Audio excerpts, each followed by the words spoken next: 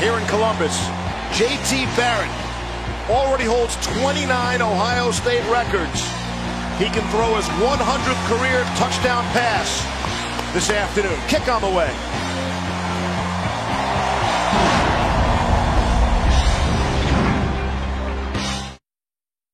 Together, we picked.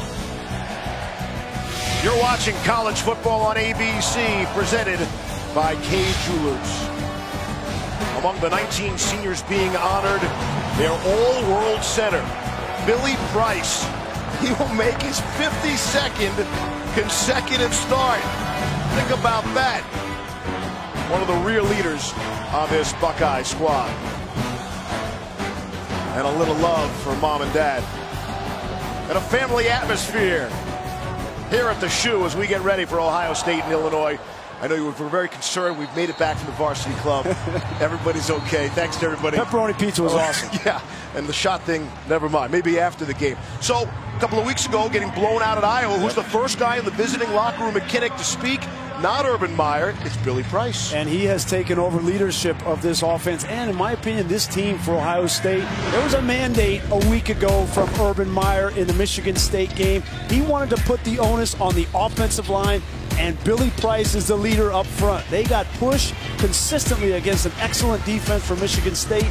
They got linemen to the second level on linebackers, and that's why Mike Weber and J.K. Dobbins had so much success.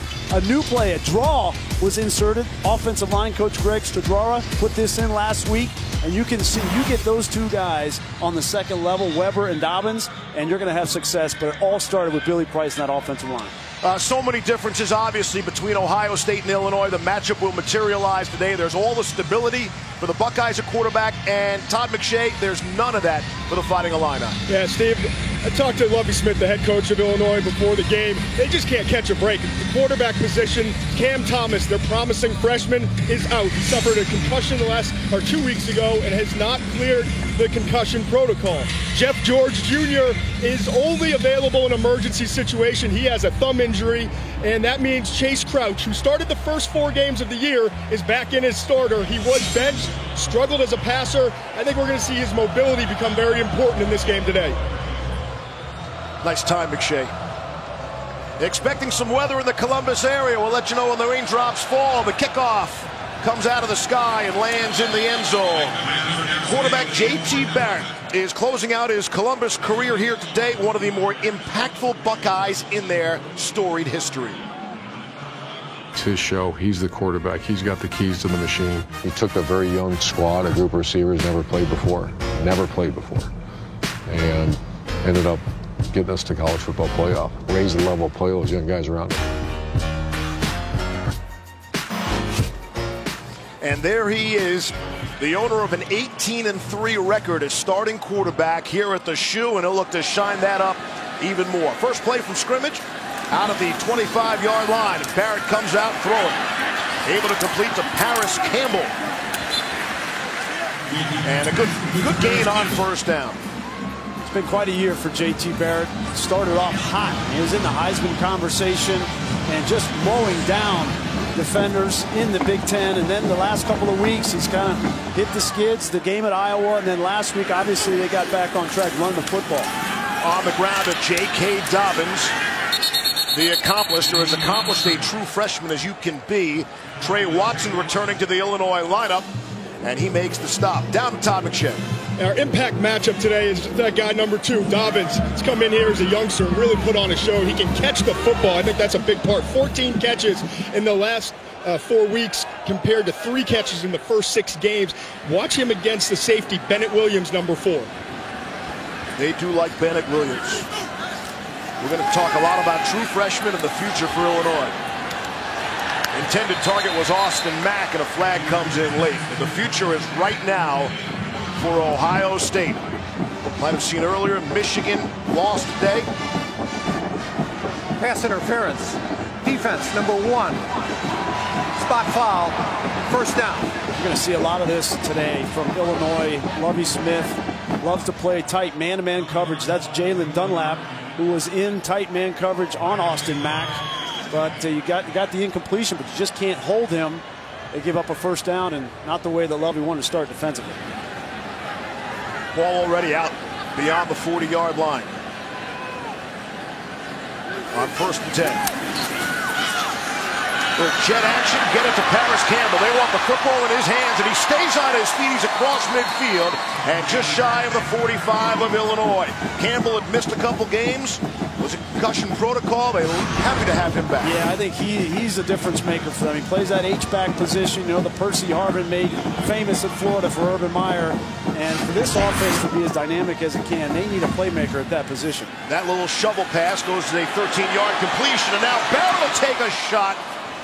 Looked to hook up with Terry McLaurin and could not. We saw this a couple of times last week.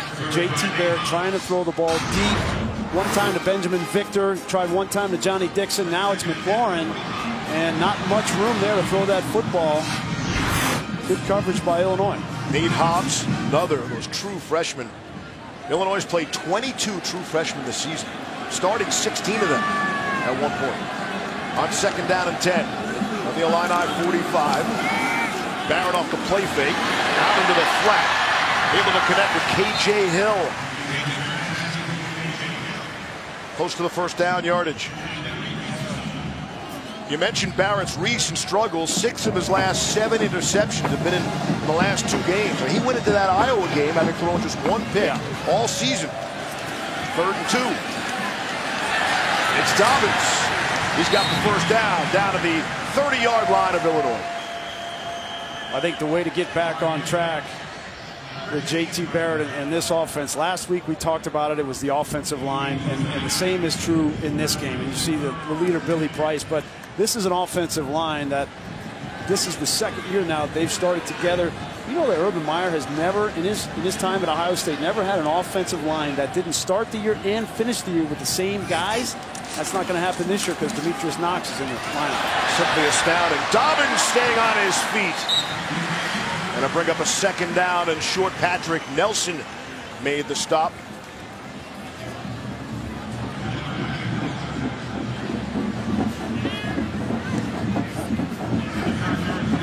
Last week, 335 yards almost on the ground.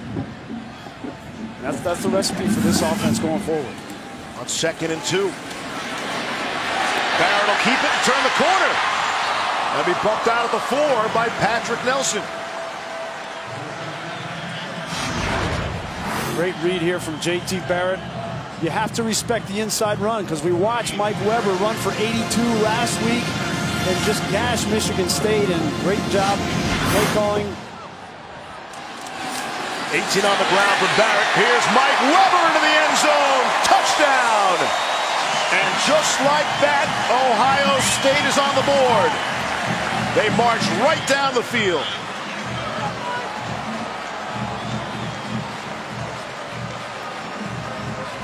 Weber had 2 long touchdown runs last week. He'll take the quickie there. Here's Sean Nurnberger on to attempt the extra point. He's made 160 consecutive point-after touchdowns. No jigs here. Ohio State is off and running. First is J.T. Barrett for 18. And then it's Mike Weber crashing in for the score. Opening drive, touchdown for the Buckeyes.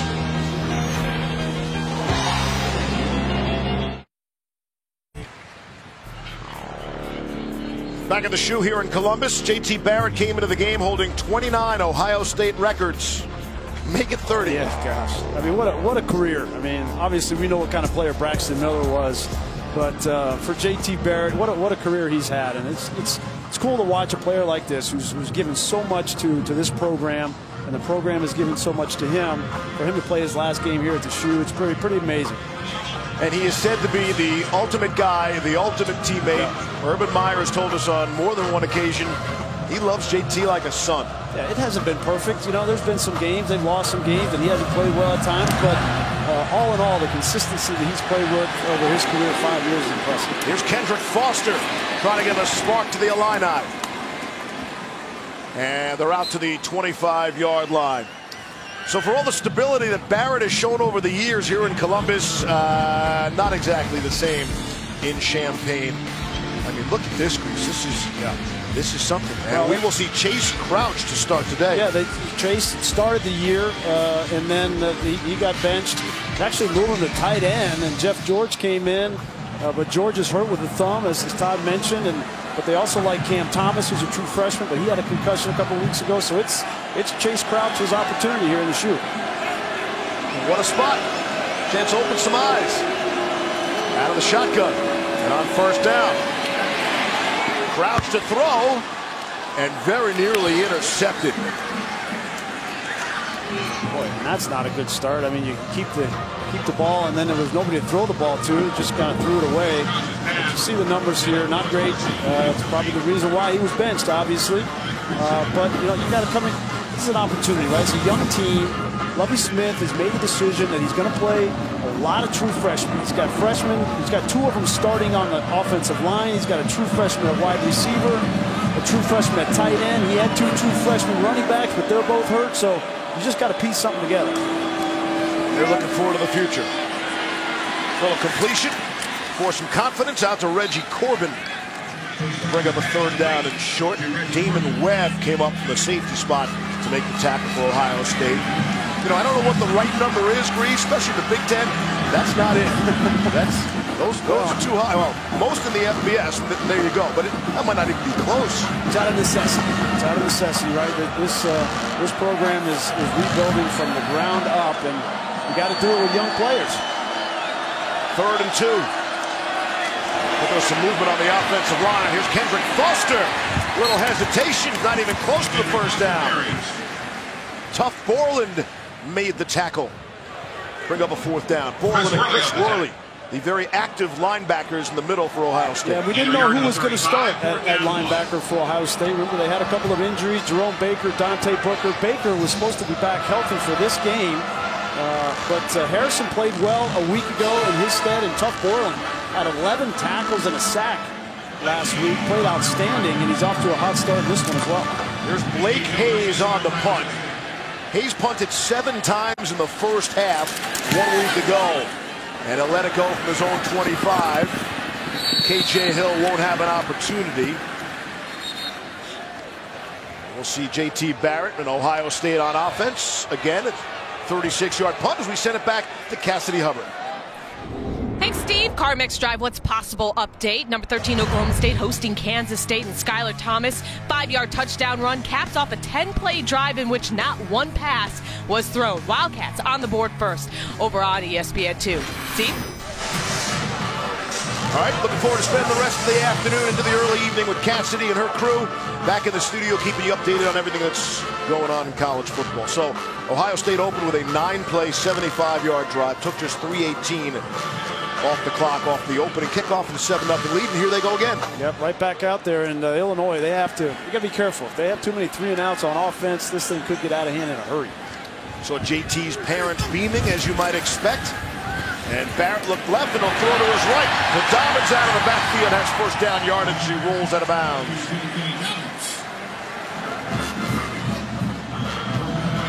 $14 yards on the play.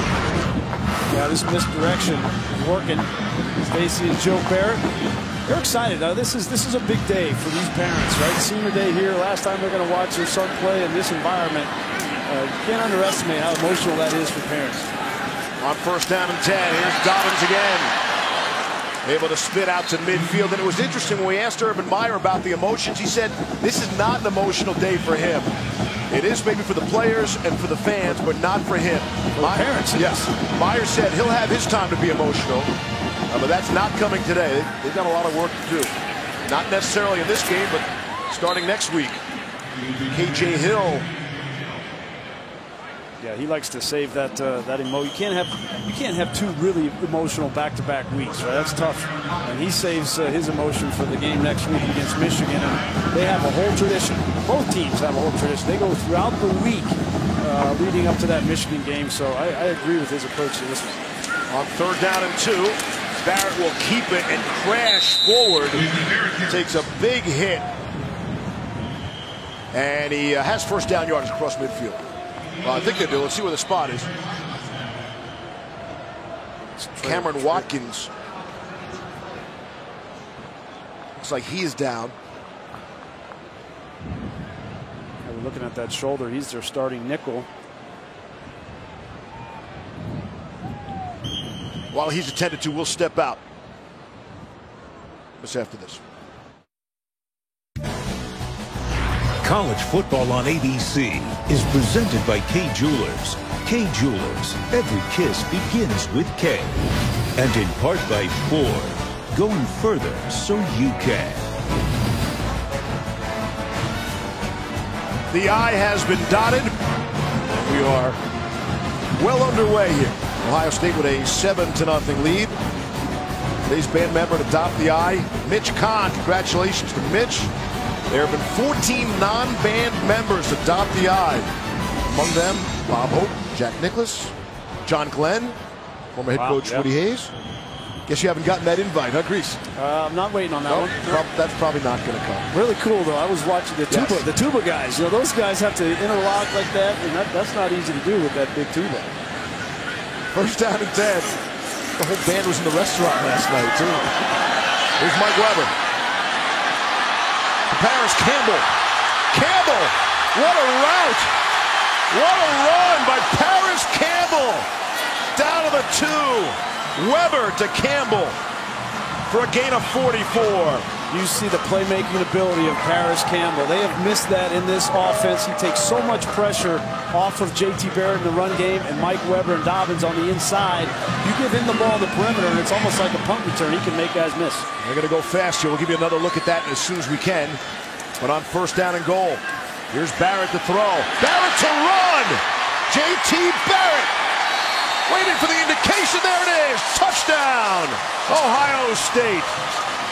Barrett runs it in.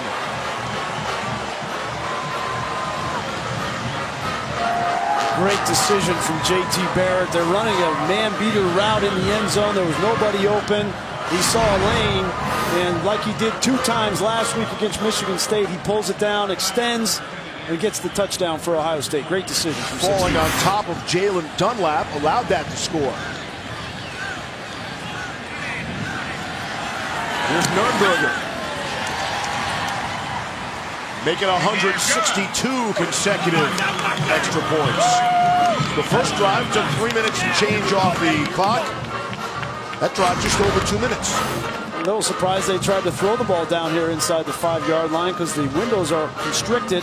You see nobody open. I mean, there's nothing going on good with the routes, and JT with that great decision. You know, that's where he has really affected this team in the last 2 weeks. And you see Paris Campbell, you get him the football on the outside. He was electric. A little razzle-dazzle there. And just like that, it is 14-0. The point spread, if you're into such things, coming into this game was 41 points. Let's say 6 touchdowns. That is the largest spread ever in a series that started back in 1902 between Ohio State and Illinois. The Buckeyes have won 8 in a row, all by double digits. Average margin of victory about 23 points in the last 8 games. They have a 14-0 lead. We're at about midway point of this first quarter. Harbaugh puts it in the air. Foster from inside his own 5. Make a few people miss. And then it'll be dropped down at the 16. We'll send it back to Cassidy. Thanks, Steve. Elsewhere in the Big Ten, AT&T Field Pass, Iowa hosting Purdue. And Elijah Sindelar finds DJ Knox, but the Boilermakers up 7-0 in the first quarter. Back to you, Steve, Brian, Todd. Cassidy, thank you. You'll be wearing her out this afternoon. You see the Rushmen. That's what their nickname is here in Columbus. Nick Bosa, Hubbard, Holmes. They are quite the pairing. And you get down in these games, you get behind a couple touchdowns, and they start to tee off. Chase Crouch to throw. And it's a short pass. A shorter gain. Reggie Corbin I don't think he got back to the original line of scrimmage. I really felt like a couple of weeks ago in Iowa City, one of the reasons why Iowa was able to pull the upset was because they got up early in that game, and they took out those rushmen really out of the game because they played from ahead. But when teams get behind, those guys are able to tee off. It's almost impossible to throw the football with any kind of consistency. 2nd down and 10. Crouch will keep it. And he'll pick up a 1.5 yards, and he'll put him in a 3rd and long. As we see Nick Bosa coming on the field, I'll try not to call him Joey today. Nick, number 97 on the field, he's playing limited role today. I think on purpose. You're up 14-0. Clearly a dominant team in Ohio State. So we'll watch him throughout the day. He's obviously a major factor, the best player on this defense, maybe the best player on this Ohio State football team. He continues to get better and better every tape I pop in. Really impressed with Bosa, but I don't know how much we're going to see of him today. I agree, Todd. I think he's one of the best players in all of college football, and he affects games no matter where he lines up on the D-line. So you're going to see him on 3rd and 9. Here's Crouch. Actually, protection's pretty good. And just a little too high. Juggling attempt by Ricky Smalling. One of the Illini go-to players. Kendall Sheffield had coverage. Here's a flag down. There is no foul for holding on the play. 4th down. That was actually a pretty good throw there from Chase Crouch. Ricky Smalling, the true freshman receiver, got a hand on it. Love to see him get both hands on this ball. Got to make that play, and here comes Bosa. I mean, you might want to block him. I want to sign somebody to chip him on the way out because he can affect throws. Blake Hayes just got it away, and I mean just. And it will go out of bounds. Excellent field position again for Ohio State. 2 3-and-outs for the Fighting Illini. Could be in for a long afternoon. Just got that one away. ESPN, home of the New Year's Six and the College Football Playoff.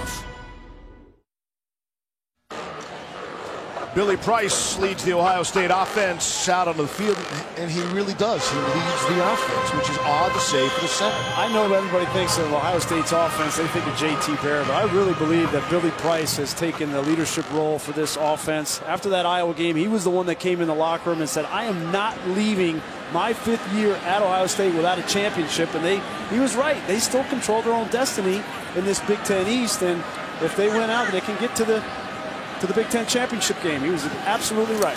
On 1st down and 10 from excellent starting field position, here's Mike Weber crashing forward. And Price, he's gone through a lot in his career. He's gotten better every year. He moved from guard into center, and you can't see a difference in his play. He's still at a really high level. I actually think he's going to wind up being the first center drafted in the 2018 class, and probably somewhere in the 2nd round. He's going to go early, and he's a guy that I think you plug and play as a starter, and he's going to be in the league 10+ years.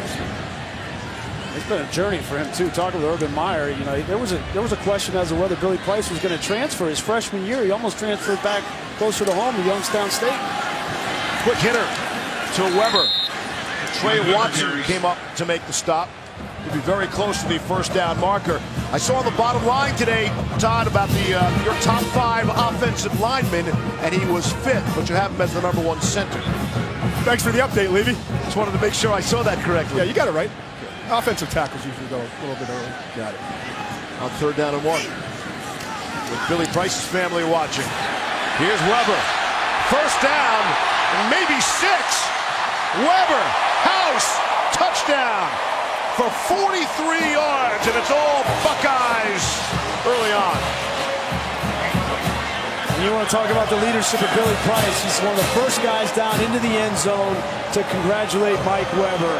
I mean, he has stepped his game up and taken that leadership role, opened up those holes last week, and already for 3 touchdowns on the ground in this game. I mean, we've been doing this for a long time. I've never heard a coaching staff gush over the center more than Ohio State staff about Billy Price. That's just how they feel about him, and how good he is on and off the field. Among their hardest workers, always in the facility. And another extra point, 21-0 Ohio State. This is such a physical game. To start 52 consecutive games, Billy Price has done that. That's more than any player in the history of Ohio State. That's saying a lot. He just surpassed Luke Fickell, their former coach, and he continues to impress. And as you watch him, he gets to the outside. He's very smart. He's the one that's making all the calls, but look how athletic he is to the outside. Imagine trying to come up and hit him on the outside. The touchdown, the protection, whoever he locks onto, he handles every single time.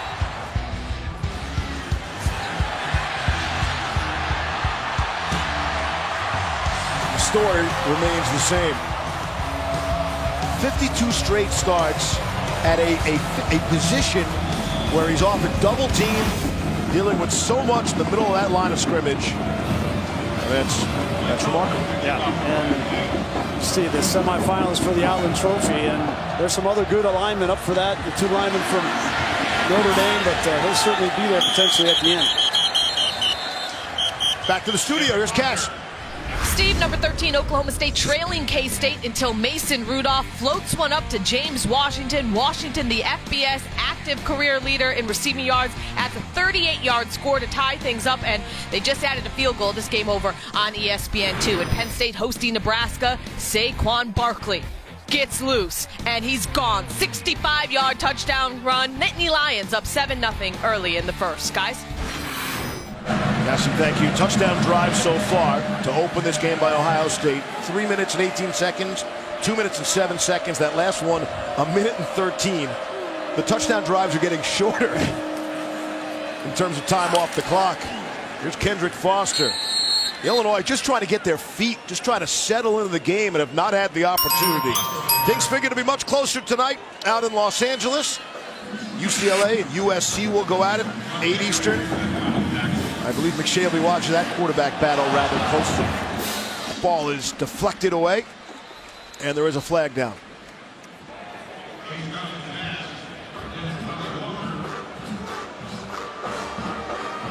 Holding. Offense, number 65. 10-yard penalty. Repeat second down. No dinners and other nonsense tonight, Levy. Back to the hotel, watching that game. All Rosen, all Darnold tonight. Big one. I'm excited to see how Rosen plays. Obviously, they're struggling. Doesn't have the supporting cast. Darnold has had some issues, but really has thrown the ball well and has protected the ball much better the last few weeks. So we'll see if that continues as well. As you look at Todd's top 5 quarterbacks for the upcoming NFL draft, Josh Allen's still up there. You see Baker Mayfield. Yeah, give me number 4. Yeah. I'll take Baker any day. That's the heart of a lion in that kid. Second down and 14. Chase Crouch, dangerous area to throw the football. Dre Brown on the receiving end. Chris Worley to tackle for a loss. Great effort from Worley. If he doesn't make this play, Steve, this is going to be a big gainer. But you see 35, he's playing a new position. He started the year inside. They moved him outside, and I think that's a more natural position for him. Greg Schiano felt like he played his best game of the year a week ago. And sometimes, you know, injuries can force guys into different positions. You find out they might be actually better fit there, and Worley certainly seems to be that. You can hear the wind whipping up on the microphones on the field. You can see it on the sideline as well. Moving the football, too. Rain and everything else is coming. It's in the forecast. We'll see who jumped. Looked like it might have been Draymond Jones.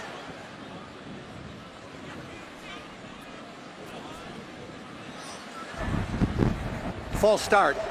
Offense, number 63. 5-yard penalty. It's still third down.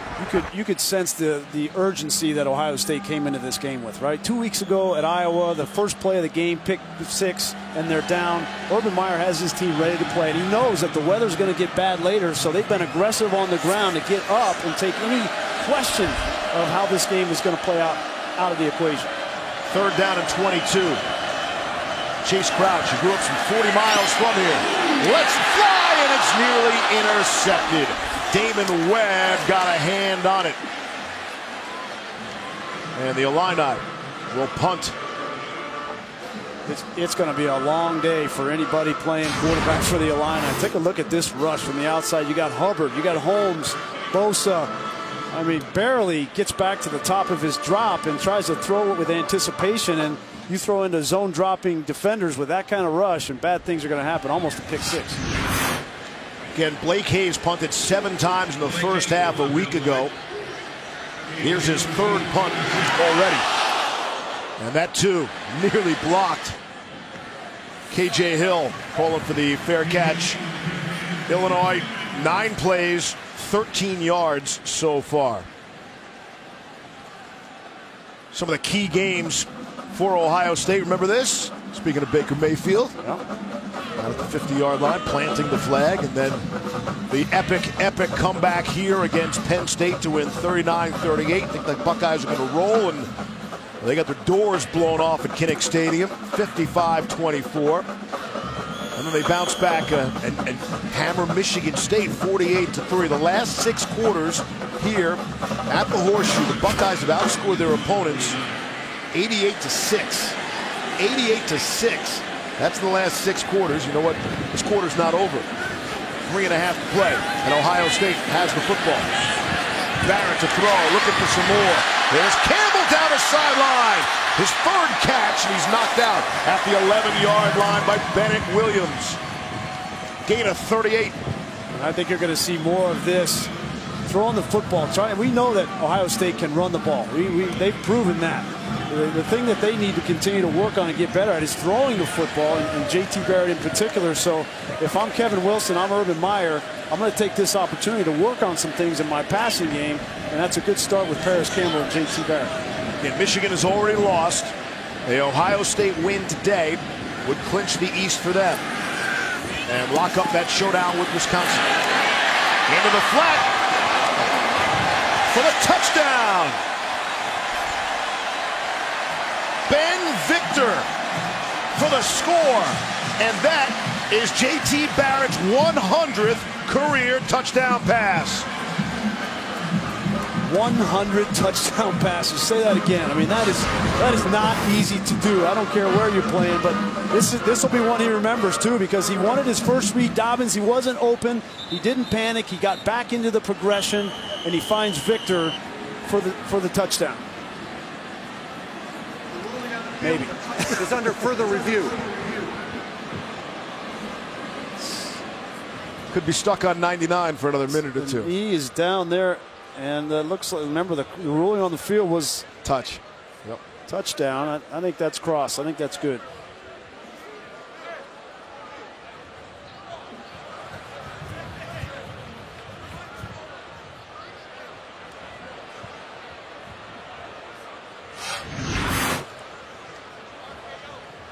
And a good sign, like I said, a good sign for J.T. Barrett. Last week, it was all on the ground. All their success was on the ground, and felt like he needed to come in and throw the ball better in this game. They're going to need to throw the ball to beat teams like Michigan, Wisconsin, and if somehow they get into that playoff.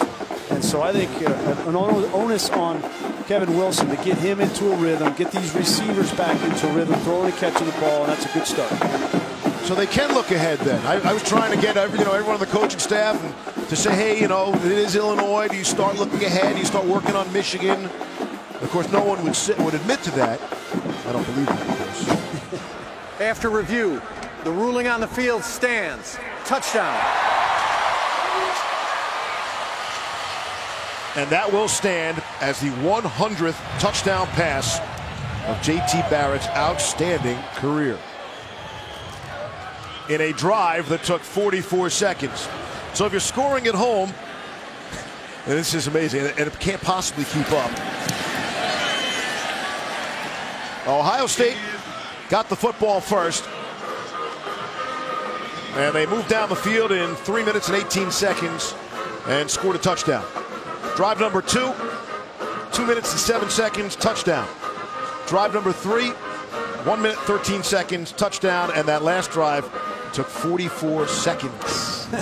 Look, we didn't expect the game to be close. I'm not sure we expected it to get so far out of hand with under 3 minutes to play in the first quarter. Well, Ohio State's, I think they've gotten back to what they do really well, running the football. And we saw it last week against Michigan State.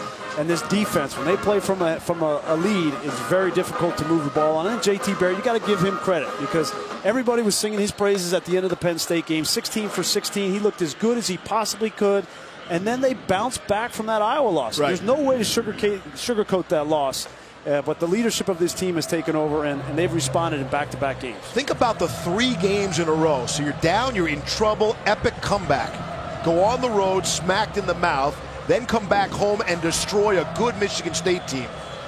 The ebb and flow, the highs and lows from those 3 games in a row, I don't think you see that every season with every club. No, and that's what's been maddening, right, for the fans of Ohio State has been the inconsistency. Obviously, early in the year, I give them a pass for the Oklahoma. Right? Yeah. We didn't know how this team was going to respond. Oklahoma kind of came in here and took them by surprise, and Baker Mayfield played a great game. So the one that they're going to be kicking themselves potentially at the end of the year if it doesn't fall their way is going on the road at Iowa. Kendrick Foster backtracks into the end zone, now runs it out. Oh, he's wrecked down at the 9-yard line. Big special teams hit by Pete Werner. You heard that all the way up here. Wow. Pete Werner is a true freshman linebacker and running down on special teams. Nobody gets a hand on him, and he had a free run. During the return, illegal block in the back on the receiving team, number 83, half the distance to the goal, first down. That'll make it hurt even more. Kick coverage was an issue for Ohio State, and looks like they figured that out. Right there's a block in the back, and then Werner. Boy, take a look at this hit real speed. You want to return kicks? No. No, thank you. Or punts, for that matter. That's your starting running back, Foster, because of the injuries. He's the starting tailback. They're without their top 2 tailbacks, as we mentioned, true freshmen Von Bonner and Mike Epstein. So not only does he have to try to return kicks, now he's got to get out there and go against his defense. We'll start out at the 5-yard line with Chase Crouch, the tight end, at quarterback. Kendrick Foster gets back to the line of scrimmage. You mentioned, so down their top 2 running backs, down what they consider their top 2 wide receivers in Mike Dudek and Malik Turner, and down their top 2 quarterbacks at Ohio State, with the Buckeyes having big things to play for. And Lovie Smith, he understands. A very veteran coach from the NFL. I actually played for him when we were at the Bears, went to the Super Bowl with him. He's a smart football coach.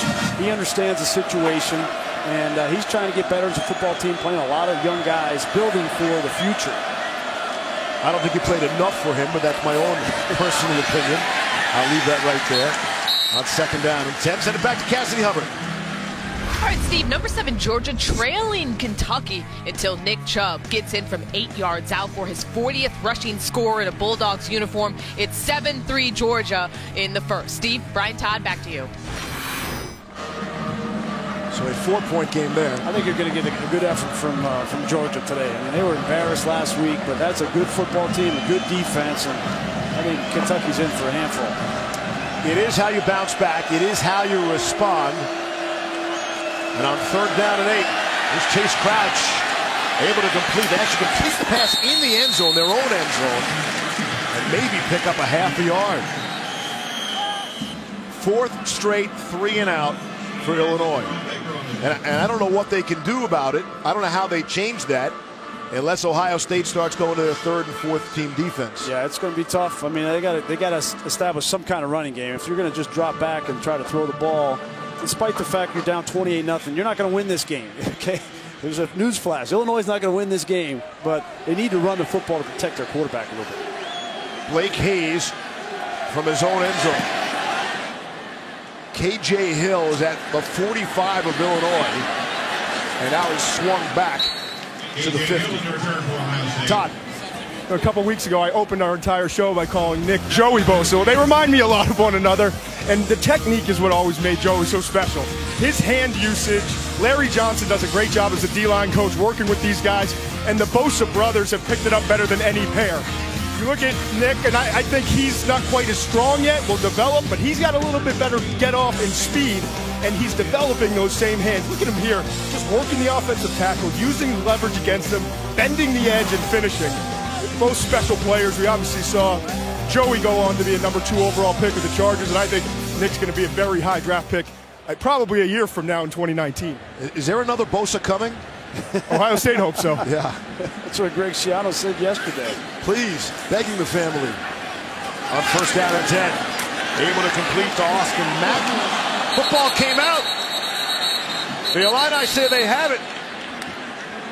And now the ruling on the field looks like incomplete pass. Yeah, Austin Mack looked like he caught that football, took a big hit, and the ball obviously came out. Take a look at this and see if he had control of this ball before it came out. Control. No, it looks like he never had control. I think that's a good call from the official.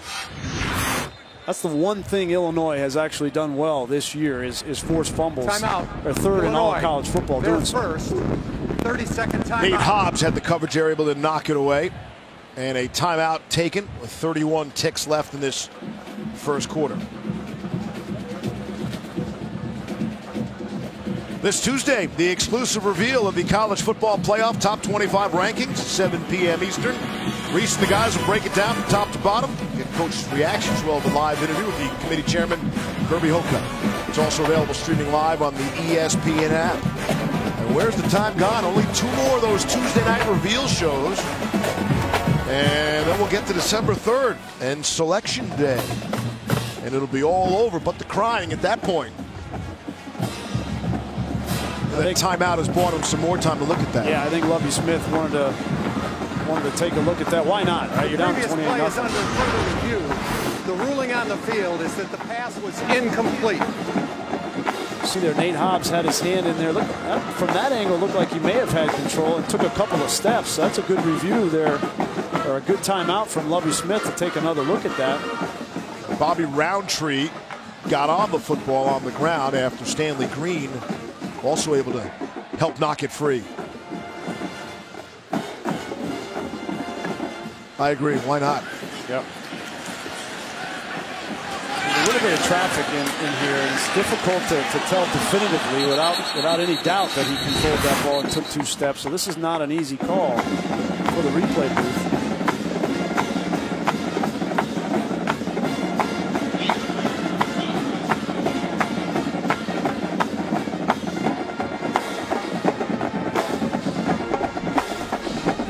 Season started out great for Illinois. They started 2-0.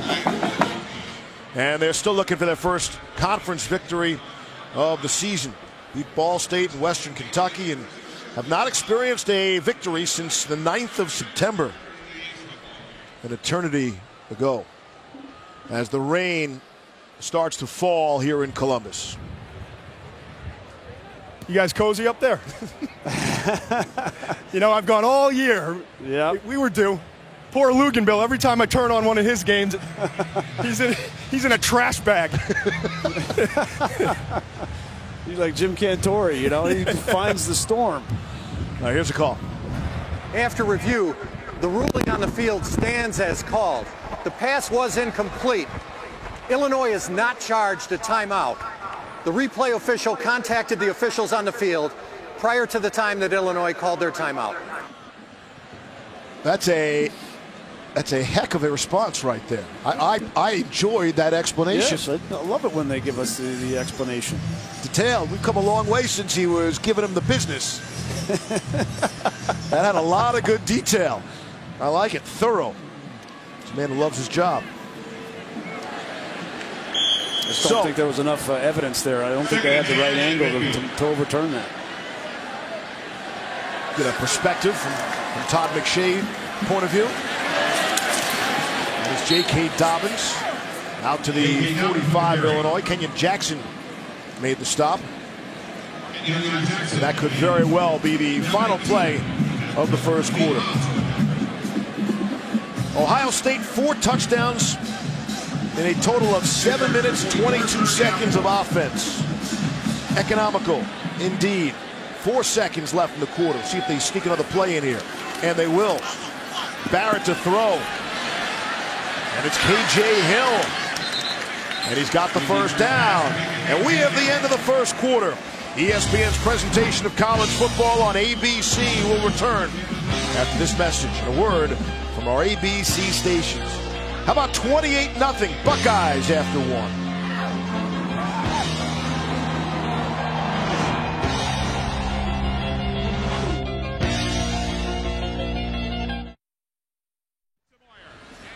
After the first quarter on the field, they welcome back a couple of Buckeye legends. Andy Katzenmoyer won the Butkus Award 20 years ago. James Laurinaitis did the same 10 years ago. Outstanding linebackers. There's great history of Ohio State football. Katzenmoyer, I remember playing against him. He was kind of the first linebacker I played against that was like 240 pounds, but he was fast. So I couldn't outrun him. And certainly when he got me, it didn't feel good. So he was a great player. A long line of great players for the Buckeyes. Barrett swung around and falls as an incomplete pass. He used to wear the big neck roll, and it was behind. Maybe we'll see it. Yeah, you see it. See the back of his jersey there. He just looked huge, 245 pounds, and watch him hit. I mean, he was a heck of a player. And then Laurinaitis. Yeah, James Laurinaitis, 2007 Butkus Award winner. Two outstanding backers, long lineage of backers coming out of this Ohio State University. Two of the best right there. First play of the second quarter, there's a penalty. Defensive holding. And that will improve Ohio State's lot in life already. Up 28-0. Steve Levy, Brian Greasy, Todd McShay from the Shoe here in Columbus on Senior Day.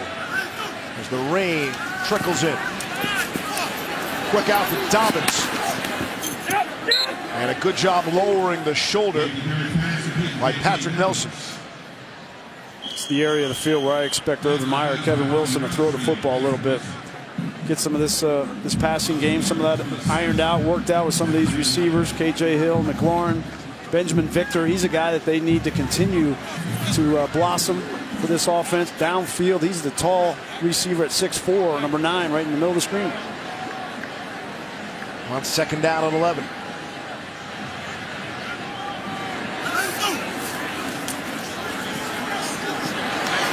And Barrett will keep it. The flag comes in late, but he has the first down yardage. Marcus Ball, the tight end, might be called for a hold. We'll see. Maybe that allowed Barrett to turn the corner. Yeah, Ball is in a tough position out there, blocking one-on-one in space, and that's tough to do. Holding. Offense. Number 85. 10-yard penalty. Replay second down. It's a good decision there by J.T. Barrett. Nullifies a 16-yard gain. For this offense, so if you can continue, if Ohio State can continue to run the ball on the perimeter and spread defenses out. Last week we saw what happens to Michigan State when you try to defend the perimeter. You get gutted right up the middle with Dobbins and with Weber. That's how this offense is so effective, spreading you horizontally much more so than vertically in the passing game. Second down and 15 out of the 31 of Illinois. Let's go. Barrett to throw. Feeling some pressure, and he'll just throw it away. So, Grease, look, I know it's early in the game. We're a minute or change into the second quarter. I think Ohio State fans are going to wonder at some point very soon, you know, how long are you going to leave Barrett in there for? We got a big future here. This game has already been decided. Might have been decided when Illinois got off the bus. But, you know, how long do you want to play with it? Is it first half situation? I think Urban Meyer is going to play him at least the first half of this game. And talking with Coach yesterday, he wants to get, a little bit of confidence back for his quarterback. Imagine, playing here 5 years and needs to get some confidence. But the last 2 weeks haven't been the best for JT. On 3rd and 15, he zips it into KJ Hill. He's short of the first down line. Sean Adesanya made the stop for Illinois. Decision here to go for it on 4th and 1, and a quick decision from Urban Meyer.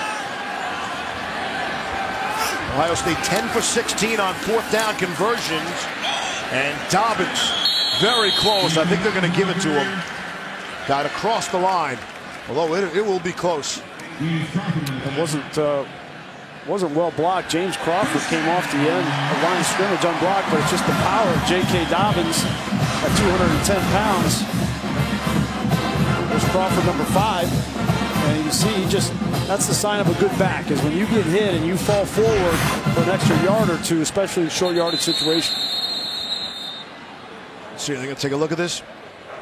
The ruling on the field is that the runner attained the line to gain. That ruling is under further review.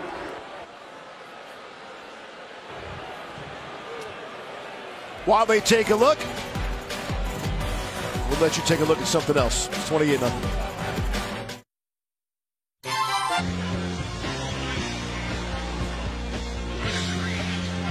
Back in Columbus, you didn't miss much while we were away. The call on the field stands. It is a first down.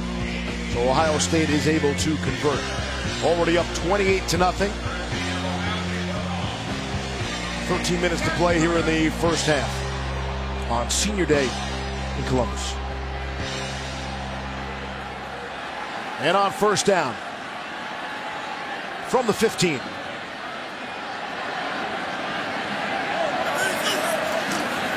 Barrett has some problems with the snap, able to recover it and throw. And throwing that away, K.J. Hill was in the neighborhood, but that play was ugly to begin with. Yeah, well, he had a receiver in K.J. Hill who was open initially, and because of the fumble, the ball handling, not able to take a shot. And you can see Urban Meyer talk about first and second down, throwing the ball here, up 28-0 in the red zone fringe, and Urban wants to get touchdown passes and confidence in his quarterback. And again, some at home would say, how does this guy possibly need any more confidence? He set 30 career records here. He's an all-time Ohio State great. Second down and 10. Here's Barrett to throw for the end zone, and it is caught. And they're going to say it was out of bounds. K.J. Hill caught it, and he was falling out of bounds. What a throw here from J.T. Barrett, right on the money. That's what Urban Meyer was looking for. And K.J. Hill caught that ball. He's in bounds, but does he get a foot down? No, that arm comes down out of bounds. That's the first thing to hit. And I think he fell on top of the pylon there, but he's up and he's all right. Great throw there. I mean, that's what you want to see, right? That's what you want to see from a quarterback. Confident, man-to-man, tight windows. Give your guy a chance, and they very close to getting a touchdown there with Hill. Even Urban Meyer said in talking about Barrett, yes, he is more of a distributor, but we don't make the wow throws. That's not what the Buckeyes do. That's not their offense. Wow, look at the arm. Yep. Look at the tight window. That's not so much on the quarterback as it is the offensive system, if you buy that. Yeah, no, I do buy that, and I think that it doesn't matter how many games you've played, how many touchdowns you've thrown.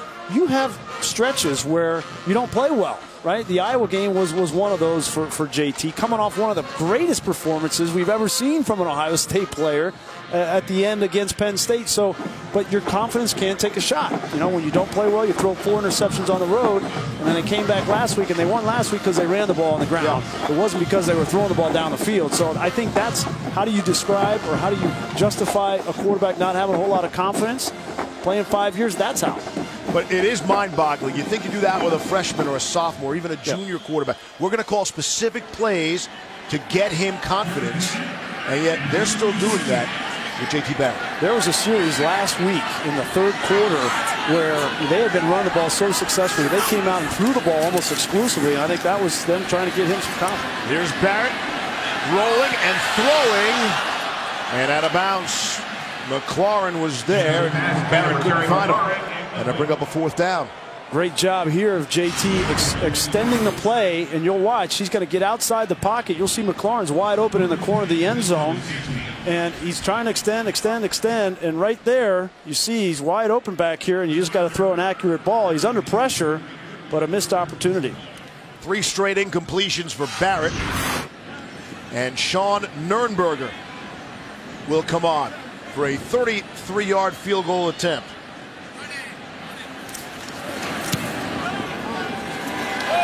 On the way, and it is through. That will add to the lead, although Illinois might be able to feel a little bit good about themselves, come up with a stop and hold the Buckeyes to a field goal there. 31-0. The but you got to have appreciation for what J.T. Barrett has done in his career. You know, I was here the day that Braxton Miller got hurt in preseason practice, and I had no idea who J.T. Barrett was, and the season came down to him, and this is 2014 as a redshirt freshman, and he just came on the scene, and he has been consistent. His leadership, right, the way he is off the field, in my opinion, Steve, that's as impressive and as critical to his success as anything that he's done on the field, and you really got to appreciate that about that young man. I mean, he's the first three-time captain in Ohio State history. Think about that for a second. And there you see what he has been through, what he has done. His timeline is there's a whole lot of victories.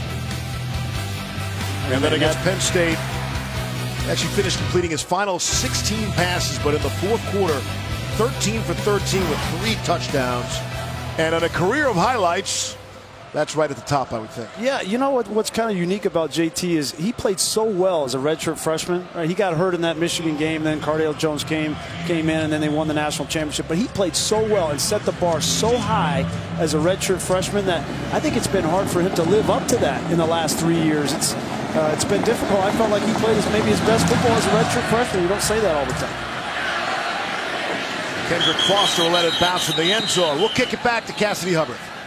Steve, K-State giving Oklahoma State fits early, already up 14-13, and Byron Pringle adds an 89-yard kick return to put the Wildcats up 21-13 this game over on ESPN2. Penn State also struggling early against Nebraska, but Saquon Barkley getting out of his slump, getting his second TD of the day. Penn State right now up 14-10 in the first. Steve, Brian Todd, back to you. Cassidy, thank you. 31-0 here. Ohio State. Illinois takes over at their own 25-yard line. Just joining us, Chase Crouch is your starting quarterback today. Will be fighting a line out. And that pass is flat out dropped by Lewis Dorsey. Illinois still is looking for their first down of this afternoon. Yeah, Dorsey is a guy that this Illinois staff is really excited about. A true freshman, 6'6", 225 pounds. And as a true freshman, you know, you're going to have some inconsistency, but he's a mismatch. You give him a couple of years, some seasoning, and you go through a Big Ten schedule. That's a name you need to remember, Lewis Dorsey, because he's going to be a dynamic player. On 2nd down and 10. Here's Crouch to keep it. Out to the 30. He's crashed down on the field by Eric Smith. And Crouch is a guy who started the first 4 games at quarterback and was playing tight end. He's got a 3-2 record as starting quarterback in his career. He's beaten Rutgers, Ball State, Western Kentucky, but he's up against it here today. Different kind of animal today. 3rd down and 5. And he's an Ohio kid too. Newark, Ohio. 3rd down and 5.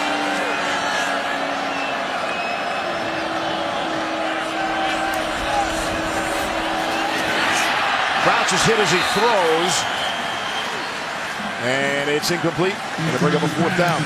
Illinois tries to bring a tight end and line him up over Joey Bosa. There he is, a tight end right here, and there's Bosa, but you just can't set fast enough.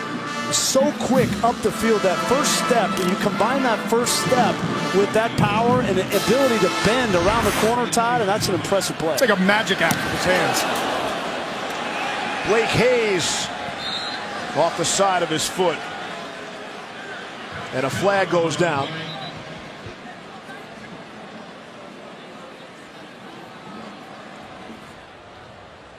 That was the 5th punt by Hayes. I think 4 have gone out of bounds. Yeah. Holding. Kicking team number 10. That 10-yard penalty will be enforced from the succeeding spot. 1st down, Ohio State.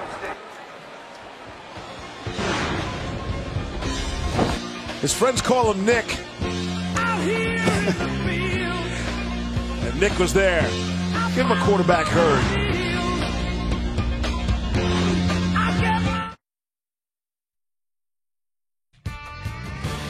College Football on ABC, presented by Kay Jewelers, is brought to you by Buick, proud partner of the NCAA, and Pacific Life. Experience the power of Pacific.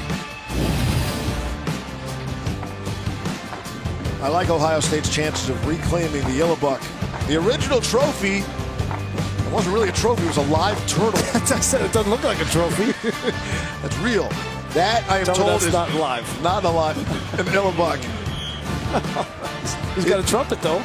On Buckeye Bingo, if you had a squirrel with a trumpet, you win. Never know what you're going to see in college football. Out of midfield, Mike Weber is the ball carrier. Out to the 50-yard line. So the Little Brown Jug is the oldest of the Big Ten rivalry games. The Illibuck is the second oldest trophy passed between Big Ten Conference football programs. And very shortly, if not already, people will start turning their attention towards next week's matchup against the team from the north. C.J. Saunders on the receiving end. Another good throw from J.T. Barrett there from the pocket, going through his progressions. That's what I've noticed today. Watch him pump to the outside and then find the inside. Last week, he missed that throw. He had a wide open receiver in the Michigan State game, and he's come back, and successive throws have been nice. Flag down after that gain of 15. It's a good shot of Price and Barrett together. Yeah, those two guys, leaders. False start. Offense, number 54. 5-yard penalty. First down. You don't see that very often on Billy Price, the center, but it's going to be tough replacing those two guys next year for Urban Meyer, right? Right up the middle. You talk about, strength of offenses. You go right up the middle. Center, quarterback, and running back. They've got some really great running backs in J.K. Dobbins. They're not going to be fine there, but right up the middle is where they're going to need to replace Billy Price. Good luck there. On 1st and 15. Hand off to Weber. He's out to the 33, and here's Cassidy. Steve, Notre Dame coming up their loss to Miami, and Zach Abey, this 1-yard touchdown run caps off an 11-play, 39-yard drive to give the Midshipmen a 10-3 lead in South Bend. Iowa and Purdue, Akram Wadley puts the Boilermakers down 9-7 in the second. Back to you. What's up, Navy? Yeah. How about that? 2nd and 9. Little option pitch to Weber. Able to turn the corner. Get to the 30-yard line. Stanley Green providing the crunch for Illinois. We talk about Billy Price and having to find somebody to man the middle of this offensive line next year. People forget they lost Pat Elflein, who was an All-American center from a year ago, and Billy Price, who was playing guard, moved over to center. I don't know if they have somebody on their line that might be able to move Michael Jordan from guard over Demetrius Knox, or whether they'll have a Brady Taylor, who's the current backup center, replace him, but that's something they're going to figure out. Taylor is a Columbus native. There's 3rd and 5 from the Illinois 30. Buckeyes looking for more. Barrett will take off, try to get it himself, and won't get there. Tymir Oliver in the middle, able to stop it. 4th down. Yeah, and that's what I would not be doing currently with J.T. Barrett, is running between the tackles. If you want to throw the ball down the field, work on that kind of stuff, I agree with that, but I don't want my quarterback taking any more hits than he has to. There's an injured player for Illinois. It's James Crawford. He'll get attended to prior to a 4th and 1 play.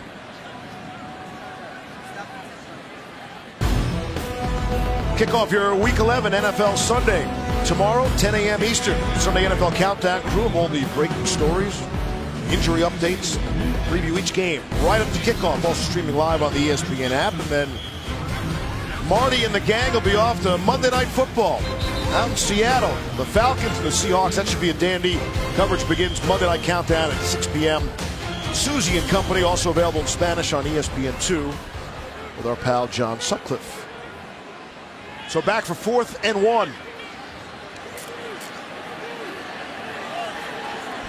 And they're going to go. They were successful the last time, so some confusion there. And the handoff to Mike Weber. He easily has the 1 yard, and he's carrying people inside the 5. Mike Weber, the ball carrier. So you're going to run right behind Billy Price. We talked a lot about him today. Here he is right here. Watch him come off on the shade there. A little double team with Demetrius Knox, and it looked like Mike Weber came up a little bit gimpy after that play. Here's Dobbins trying to spin in. And he'll come up just short of the goal line. Jamal Woods made the tackle. Maybe a shoulder on Weber. We'll check. One more look at Billy Price coming off. That's what they've done, in my opinion, better in the last couple of weeks. Is that double team with the center and guard. Looked like a late hit on Mike Weber. Stanley Green came in late. Yeah. And prior to second and goal, we get whistles. The ruling on the field that the runner was short of the goal line is under further review.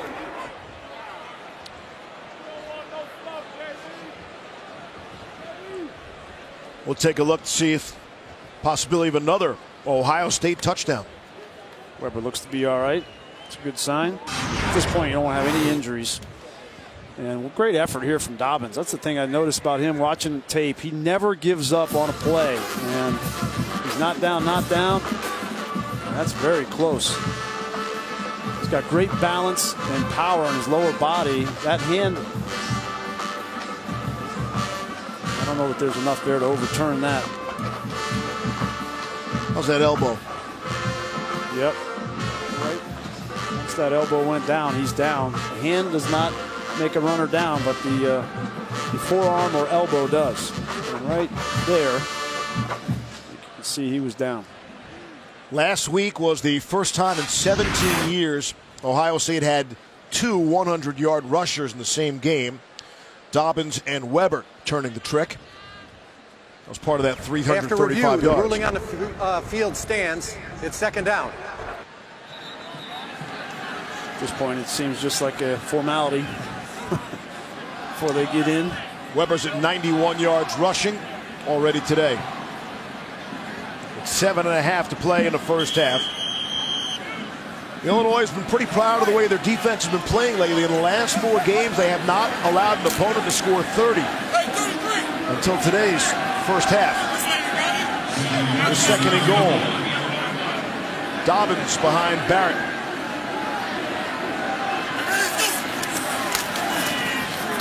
And it is Dobbins who lowers his shoulder into the end zone in violent fashion for the touchdown. Took apart James Crawford again. Wow. Talk about the power of J.K. Dobbins. And this was an opportunity for James Crawford to get him stopped before the end zone. Crawford goes 235 pounds. And watch him just keep driving. There was a flag down. Number 1 on defense, number 11 on offense. The penalty's offset, and that is the first unsportsmanlike conduct foul on each of those players. Try for point. It's Jalen Dunlap for Illinois. It's Austin Mack for Ohio State. They're out there hand fighting, blocking. It's a nice job by this officiating crew, right? You know, you get a game like this, you know, it's going to be a blowout, and there's a lot of pride in this Illinois team. You want to nip that in the bud and don't allow that to get any worse. Message has been sent. Extra point on the way, and it is good. Buckeyes have 329 yards of offense. 5 touchdowns. That's the last of them. Don't forget about that itty-bitty field goal. 38-0.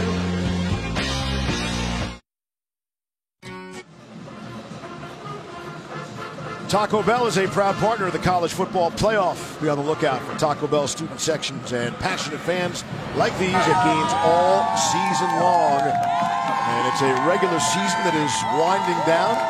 Thanksgiving will be here before you know it. Yep. And then it gets good stuff. Bowl season. Some playoff football. It's already good stuff. You know, people want to expand the playoff. I'm not a big fan. I like 4 teams. We had playoff games last week. We'll have more playoff games next week. This week was a little light. Obviously, Wisconsin had basically a semifinal game today and got past Michigan. It'll be interesting to see how Michigan responds against Ohio State next week. Brandon Peters was knocked out of that game with concussion, and so he'll be questionable to play. Be back to maybe John O'Korn, and you got to wonder where his head is in confidence.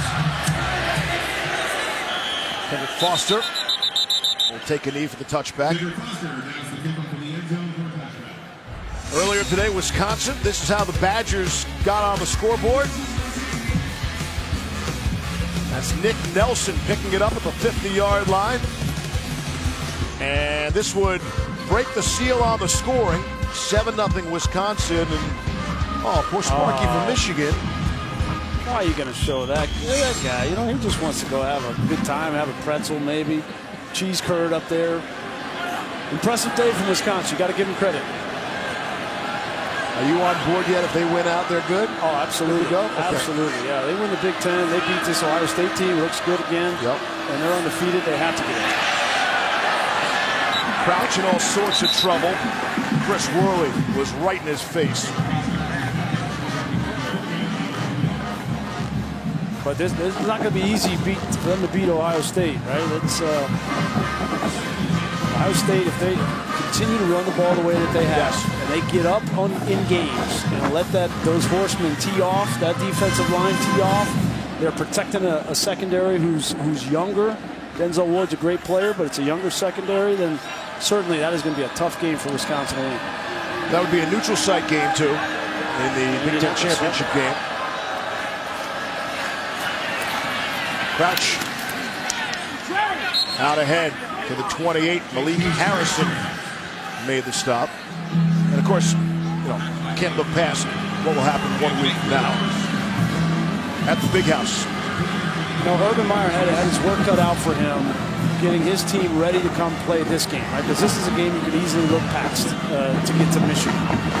But he did a great job. And I think the Iowa loss certainly got everybody's attention within this program, and so they came out ready to play. But next week is a completely different animal. You know, traditional throw the records out kind of deal. Urban said zero conversation about what's already happened and what will happen in the future. And that pass is incomplete. Kendrick Foster could not hang on. He would have been nowhere near the first down. And Illinois is still searching for their first down of the game.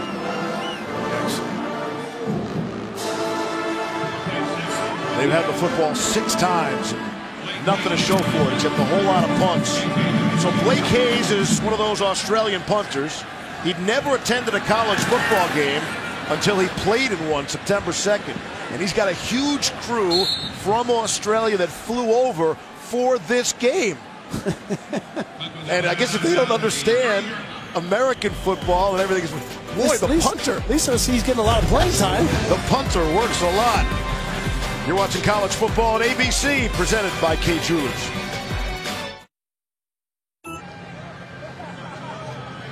That's not an Illabuck. No, it's not. What it is it's 38-0.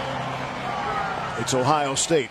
And every series for J.T. Barrett in this kind of game at this point in the season could be the last of his home Ohio State career.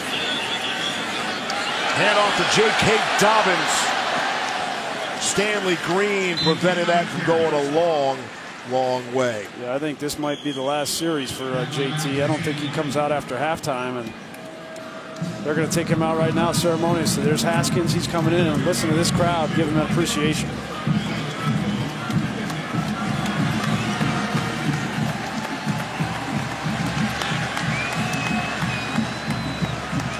It's pretty cool. It's nice by Urban Meyer. Offensive line, too. Dwayne Haskins, welcome to the game. And he's dropped by Trey Watson. We wondered in the break, would it be a ceremonial, give an opportunity, one last tip of the hat from this crowd for J.T. Barrett. Will he pull him out in the middle of the series to allow him the opportunity to absorb all this love from the crowd, and Urban Meyer did just that. Absolutely, that was a nice touch, and the offensive line as well, and Billy Price coming out too. They deserve as much as anybody, so that's a really nice touch from Urban Meyer, and it's a unique relationship with the fan base, especially one as passionate as Ohio State fans and their quarterback. Antonio Williams, his first carry of the game, and Watson brings him down. And again, we still got a second half of football to play here as we wind under 5 to play. That's a credit to them, right? They came in and took care of their business, as you see Billy Price's dad. And the amount that Billy Price has overcome, right? He struggled with some anxiety stuff in his life. He was a really big perfectionist. I mentioned earlier, he almost left as a freshman because he wanted to get back home, and he stuck it through. And And Urban Meyer, he went into Urban Meyer's office and said, I want to play offense. And if you don't let me play offense, I'm leaving. And he smartly moved him over. Haskins on the run. There was a penalty flag back at the 30-yard line. And when Price leaves, he will leave with a master's degree as well. Holding will bring that back. Holding. Offense. Number 79. The penalty is declined, and it brings up 4th down. I thought it was interesting, you know, Billy Price's mom has said that he's a thinker, he's a protector, he's not an aggressor, right? And so he didn't fit naturally on the defensive line, and that's why he wanted to move over to offensive line to protect and organize and think and make calls, and it's the perfect position for him, as you see his mom, Pam. And as you see, Drew Chrisman in the game for the first time. That's a Buckeyes punt, ladies and gentlemen. For the first time, Buckeyes forced to punt. We'll send it back to Cassidy. Steve, the 134th plane of Harvard and Yale's Malcolm Dixon picks up the fumble and returns it for the score. Yale beats Harvard to win its first outright Ivy League title since 1980. Steve, Brian, Todd, back to you. Wicked smart guys. Good stuff there. They outthought him. How about them apples? Lehigh and Lafayette are meeting for their 153rd time. Some of the long-standing great rivalries that don't get the attention that, say, in Michigan, Ohio State does. As the rain starts to really fall here in Columbus. Dangerous pass. The best move was not hanging on to that. Damon Webb came up to apply the pressure. This is a great opportunity to get some experience for guys who haven't played a lot all season. Both sides. Yep. Well, it couldn't be better timing, right, for J.T. Barrett. You come out and you score 38 points in the first half, and you get out before the rain starts. That's perfect. I'm going to mess up his hair. We'll check out McShay shortly. That could be a whole different story. On 2nd down and 10. I've gone hat, Levy. Hand off to Dre Brown. He's got the first down yardage. And that is the first down for Illinois with 3.5 to play in the first half. McShay's pointing. First down. Never trust these cameras around here. We're always watching, Tom. Always watching. He still could have wore a tie under there, right? I didn't even think about a suit this week. It's a dress code violation for sure. I expect him. Get the trash bag ready down there. Emails coming. I got to call Luganville, see where they store them. Hand off at Brown again through the middle. So now if I'm Lovie Smith and I'm Garrett McGee, their offensive coordinator, okay, so we're going to play. Sure you want to be Lovie Smith? We're going to be we're going to play the backups now, right? We're going to play the backup Ohio State. Now I'm going to evaluate. I'm in evaluation mode. I want to evaluate who's going to fight, who's going to get better, who's looking to, for next season to build on this experience. So I expect more out of the Illini as this game goes on. 2nd and 6. Again, it's Brown. Bring up a 3rd down and short. And you know, we asked Lovie about it this week and said, hey, is this kind of what you expect? He said, this is exactly what I expect. Yeah. He's in the 2nd year. He's got a 6-year deal. They came in late. This is their first recruiting class that's playing for them. Yep. And they see brighter days ahead. They are, you know, like the Philadelphia 76ers, looking at the process. Right. Well, you think about, you know, always that excuse, the proverbial cupboard was bare. Well, in this case, it was. Starting from scratch is kind. And you know, Tim Beckman, he left a mess. It was an absolute mess at Illinois. And Lovie Smith, you know, I was interested because as a former coach, I played for him, and I know kind of what he's about and what he stands for. And I asked him this week, you know, I just wanted to take me back. Why did you decide this job? And because he had some other opportunities, could have stayed in the NFL. But, you know, being at Chicago for so long, he and his wife loved the community in Illinois, and it was the right time, right opportunity. And he wanted to find a place to retire at. He didn't want to go anywhere else. So I expect him to see this through, and he's got the leash from the athletic director and the administration to do so. Another punt for Blake Hayes. He's now matched last week's mark of 7 punts in the first half. And the other thing that Lovie said, and I thought this was interesting, you know, you worry about the losing culture and all that. He said, no, we're playing so many young guys, so many young people, they haven't experienced losing except for here, except for right now. It's not like these guys who are playing have been through 3 years of losing. That's not the case because these aren't the players playing. Yeah, well, they'll remember this one. You know, you come on the road in this environment and get beat like this, you're going to find out if guys are comfortable with losing. And you don't want guys that are comfortable with losing. I think this is an opportunity for them to learn and grow from it. Playing 22 true freshmen this season, starting 16 at one point. True freshmen. Coming up at the half, the Capital One halftime report. Send you back to Kevin Negandhi, Booger, Coach Mack. Can't wait to hear their analysis of this first half. Whole lot of Ohio State highlights to show. Illinois has one first half. Antonio Williams. And he's shaken up.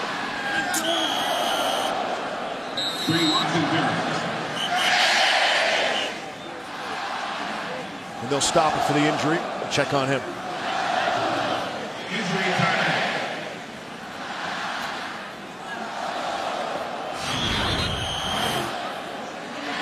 Antonio Williams. Oh, yeah, he just got hit low there. Dangerous hit.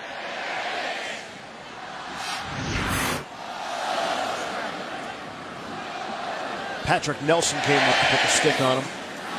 Final half minute of the first half.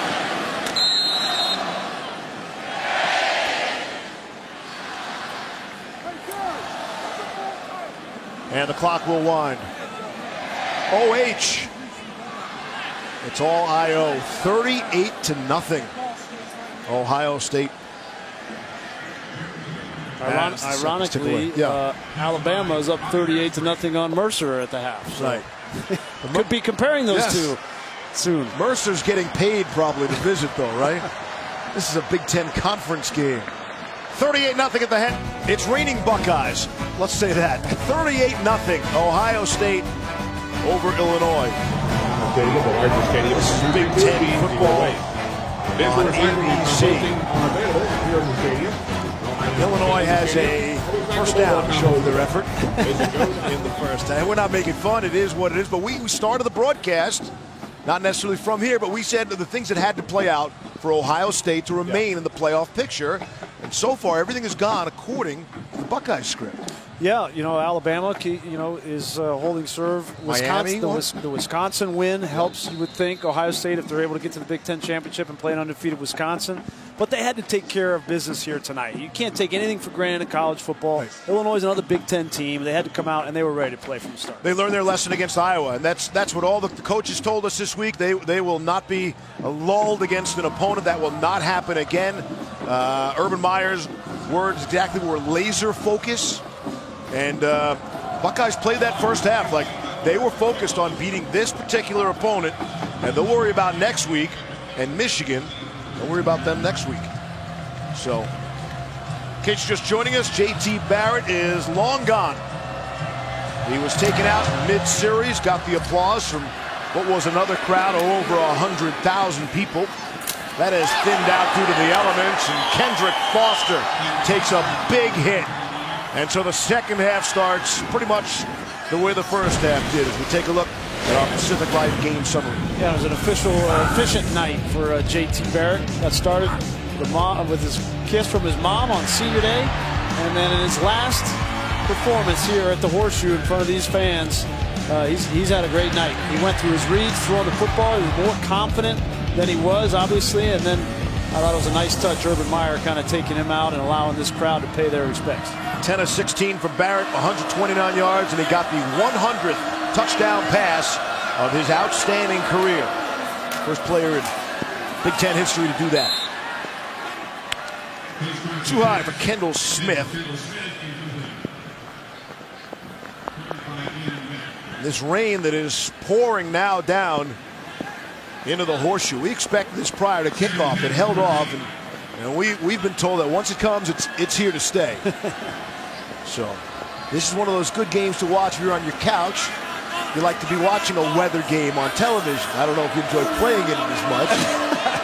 That would be no. I enjoy it up here, but I don't know about McShay down there. I'm in the student section, man. These guys aren't leaving. I'm not going anywhere. I'm impressed they're still in the stadium. Offense, number 83. 5-yard penalty, second down. Oh, there's McShay. Oh, look at him braving the elements. I love the student section, though. Look at these guys. Everyone in the stadium is pretty much left, except the students. You'd think it's nothing, by the way they're cheering right now. Those are your people. It's the last game of the year here at the Shoe. Yep. Handoff. Dre Brown scoots out to the 18. I'll tell you who likes playing in the rain, though. Yeah. It's normally defenses. You know, defenses, because they just want to tee off. And so we'll see this Ohio State defense. A lot of the backups in there now. Get guys like Robert Landers, Jayshon Cornell. Get a lot of these guys some reps here in the second half. Eric Smith playing at safety. Buckeyes are so deep on defense, especially up front. Here's 3rd and 7. For Chase Crouch. Off the play fake, get in all sorts of trouble. Dropped out of the 6-yard line. Looks like Jonathan Cooper coming from the outside. Take out Nick Bosa and bring in some of these young guys. Cooper just a true sophomore, 6'3", 250 pounds.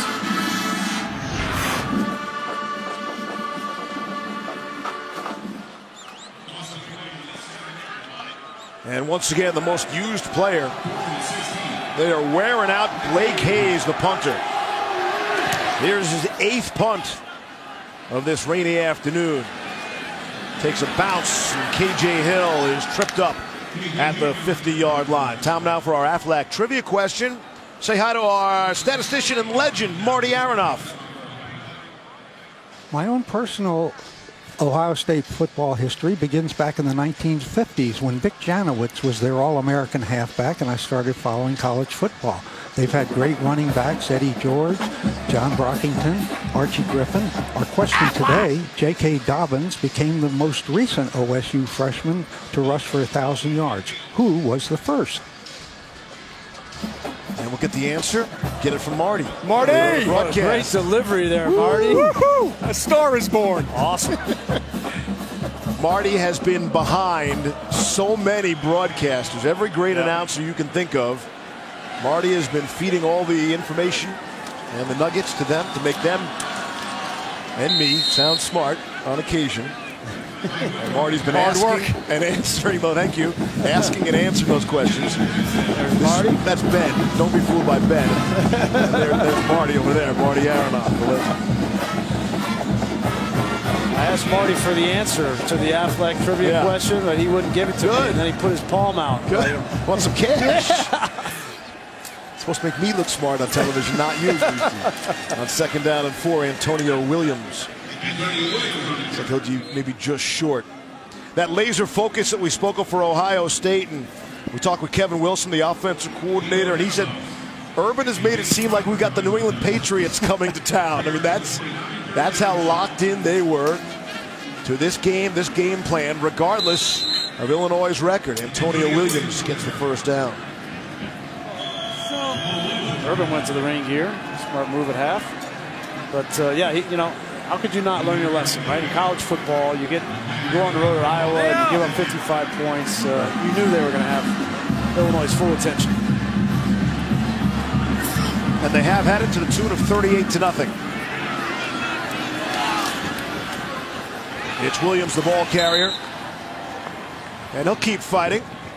Gain of 2 on the play. So let me ask you, Reese, and I need you to be honest with me because I don't feel Ohio State was.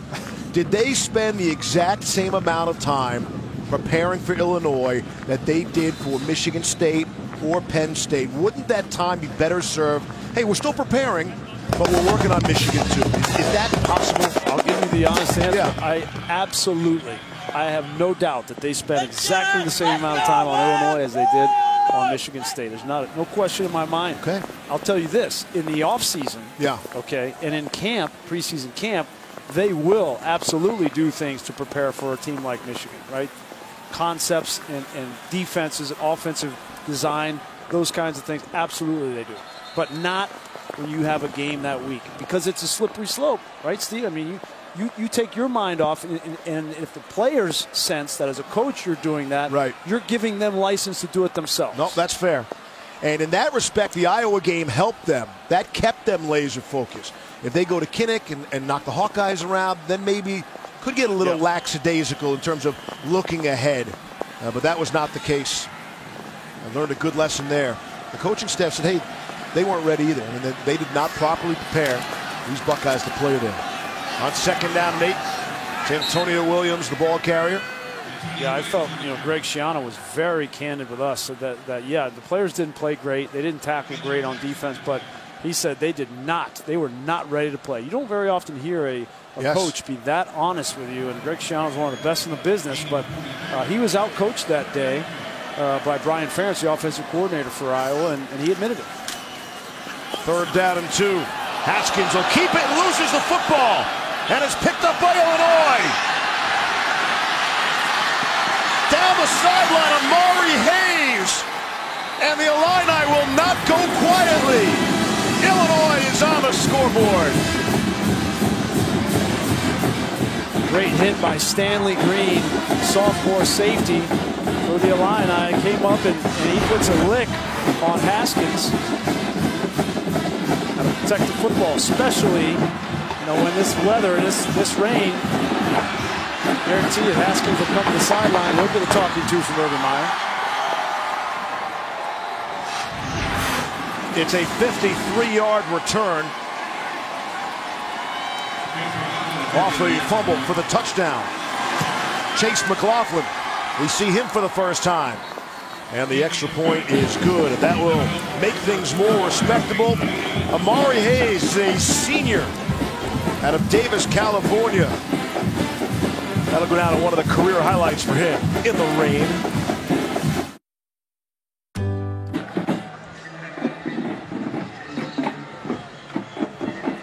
Pouring rain here in Columbus, but Illinois is on the board. Uh-oh, Grease, what's going on? Are they concerned? Is Ohio State really concerned? JT Barrett's warming up? I don't know, maybe he's trying to get some reps with a wet ball or something. I don't know what they're doing over there. It's 1 touchdown. He's warming up Joe Burrow. Maybe we're going to get a little Joe Burrow. 38-7. And a kickoff. That will go into the end zone. Aflac trivia question we asked. Actually, Marty asked. Marty asked, J.K. Dobbins became the most recent Ohio State freshman to rush for 1,000 yards. Marty wondered aloud, who was the first? I don't have a guess. I mean, you stumped me, Marty. Well, I will tell you it was 27 years ago. 27 years ago? Yeah. So recently. Eddie George? No. Oh, there it is on the screen. Robert Smith. Robert Smith. How do you not get that? I like to think that most of the fans left and went to see what the answer to the trivia question was. Marty, a veteran of 43 years in the business. Yep. I think USA Today recently counted some 7,000 sporting events. 7,000, yeah. How was the Wizards game on Wednesday? Wizards are doing okay. That's another sport, though. We're here today at the Horseshoe. And then, so Saturday's with us. Saturday's with you. And then he slides right next to Sean McDonough and John Gruden on Monday night. Yep. Tomorrow on my way to Seattle, yes. A lot of frequent flyer miles for you, Marty. About as many events as I work, I have miles. So you have status on a few airlines. I do. They tell me when, or I tell them when I want to go. You're on a first-name basis with the pilots. I sure am. Marty, JT Barrett's back in this game. Do you agree with that? No, especially with the wet conditions. All it would take would be one slip or something, and Urban Meyer would never hear the end of it. Why don't you call Urban? I know you have his cell phone. Yeah. What's your Twitter account, Marty? People want to follow you, see all your great pictures of the bands. Marty Stats at AOL.com. There you go. Yeah, and I welcome all the followers. Can they tweet you with math questions as well? Yes, I'll answer them when I'm in the air. All right, here's 3rd and 3. And that goes incomplete. We are lucky to have Marty Aronoff with us each and every Saturday throughout the college football season. The man behind so many great play-by-play announcers, and an okay one as well. So, thank you, Marty. Thank you. Marty. It's absolutely my pleasure. Get back to work, Marty. How many yards offense total is? How many yards did I miss? Thank you, fellas. Second punt of the night for the Buckeyes. And it's scooped up and fumbled. Loose ball, and I think Ohio State recovered. At the 28-yard line.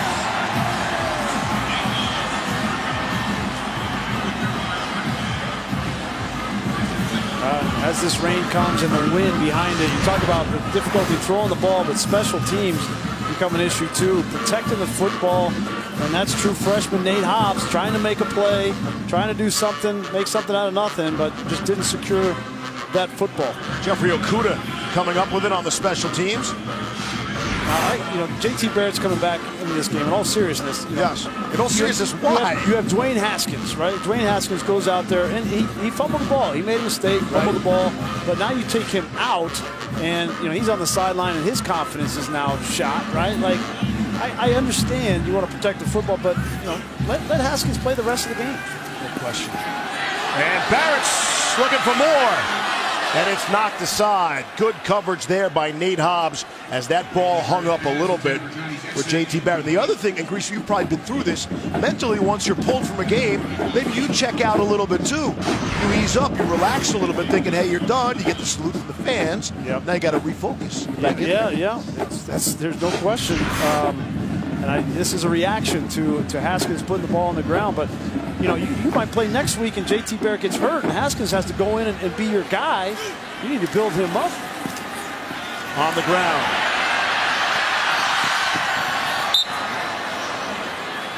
Mike Weber, the ball carrier. Weber, it's slippery out of bounds too. You worry about that area where the turf ends before the first row that stands there.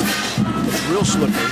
Well, it's not just J.T. Barrett. Now, because you put Barrett back out there, you got to put the starting offensive line back out there. They're out there too. Billy Price, Jordan, Prince, all of them are out there because you can't have your starting quarterback out there with the second offensive line and put him in risk. Here's Weber again. Marty tells me that Weber is over 100 yards rushing for the game. That was his 10th carry. Take that average every time, but an interesting development for sure. Sometimes a coach will tell his starting unit, hey, I'm going to give me one more series of the third quarter. But in this case, I don't believe that because they did the ceremony to take JT and all those guys off the field. So I think this is a reaction. On the ground, Weber spun around, and you leave on a high note, right? You're up 38-0. He got the touchdown pass, so you get the statistical mark of the 100 touchdown passes for the career. Completely agree with Greasy that this is a reaction, and completely agree that I would not have Barrett in the game. This is the time to put him on the sideline. If there's any positive to take out of this, remember I asked Kevin Wilson, how has he been throwing the football? Talking about JT in the rain. He said, he hasn't had any reps this year, now that I think back, so maybe gain a little bit of experience in that regard in case they need it moving forward. On 3rd and 5, here's Barrett running to his left and throwing to his right. Wide open is Marcus Ball for the touchdown. Making 101 career touchdown passes for J.T. Barrett.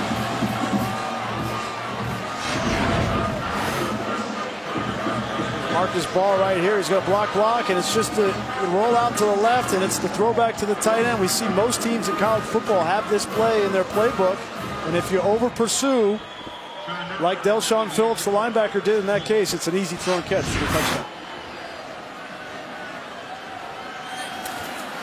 Bit of a high snap on the extra point.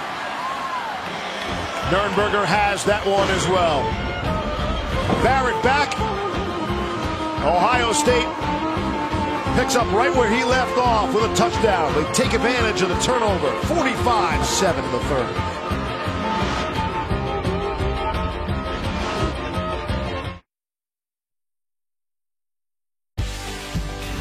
College Football on ABC, presented by Kay Jewelers, is brought to you by Nissan, innovation that excites, and Northwestern Mutual. Northwestern Mutual, we help you live life differently. Senior day started out rather dry, and now it's turned into a rainy, dreary night. Crowd has thinned out, as you might expect. But it's all Ohio State, and those that have remained will enjoy a 45-7 lead. With J.T. Barrett back in the game for the Buckeyes. Ray Brown crashes out to the 21-yard line. Send it back for Cassidy.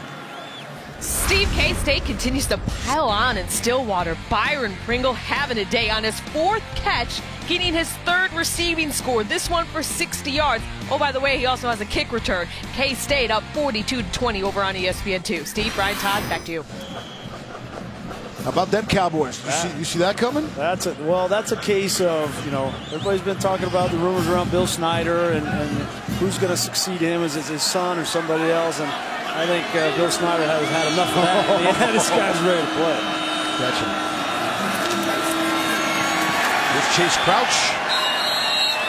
Nothing doing.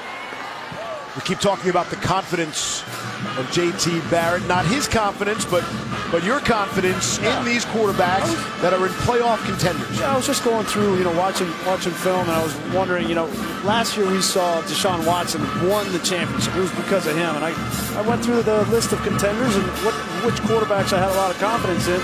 Baker Mayfield, obviously number 1. Jalen Hurts played well last week in crunch time, really brought his team through. Jarrett Stidham, I think, has got so much better from the beginning of the season to the end. But the surprising thing is that I looked at J.T. Barrett and the way that he's been playing. He's not up there currently with those top 3 or 4 guys. It'll be a third down and long. How about Alex Hornibrook? He played very well today. He's had a nice season. Does not turn the football over. Well, he's turned the ball over quite a bit. No, it's not today. He's thrown quite a few interceptions. That's why he was kind of down on the list. Kelly Bryant at Clemson, I know they played well today against the Citadel, but he needs to throw the ball better down the field. So I think it was interesting as we get into this playoff picture. We always talk the team that has the best quarterback, right, is going to have a chance. And right now, if I was a betting man, which I'm not, I'd put my money on Baker Mayfield. On 3rd and 11. Here's Crouch taking a shot down the sideline. And it's knocked away. Ricky Smalling is such an interesting figure for Illinois. He was the first big recruit for this coaching staff. And they said, Todd, he's the ringleader, that he's gotten other guys to come in and buy in that want to be here down the road and make Illinois successful. Yeah, and you got to have guys like that. And going back to Greasy's confidence meter, it's kind of scary when you look at it. How short the group is of quarterbacks that you really trust in that list in terms of the top teams in the country. Mayfield, yes, but Mayfield may have one of the worst defense. The worst defense, worst special teams around. There's K.J. Hill. Just shy of midfield. We're getting ready to see, quite possibly, our 3rd Ohio State quarterback of the game. We'll meet Joe Burrow next.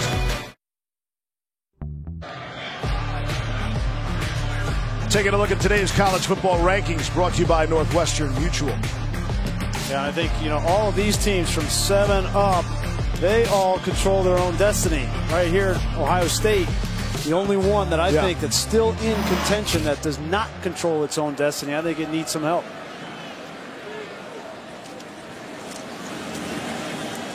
On the ground, Antonio Williams.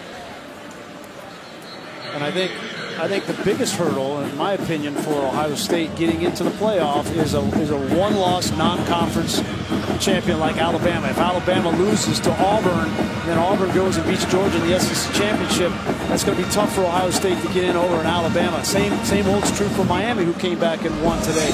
If they lose in a tight one, I think they could have the potential of getting in if they lose to Clemson. There's Antonio Williams on 2nd down and 5. They stand him up, make him pay. Stanley Green, one of the hitters for Illinois. Miami was tested today.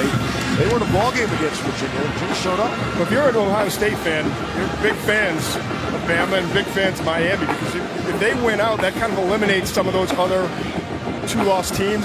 Clemson would probably be out. Auburn would be out. So I think you have to root for those 2 teams. And if Oklahoma wins out, you're sitting there, and Notre Dame, if wins today, could finish the season with 2 losses, but not have the conference championship.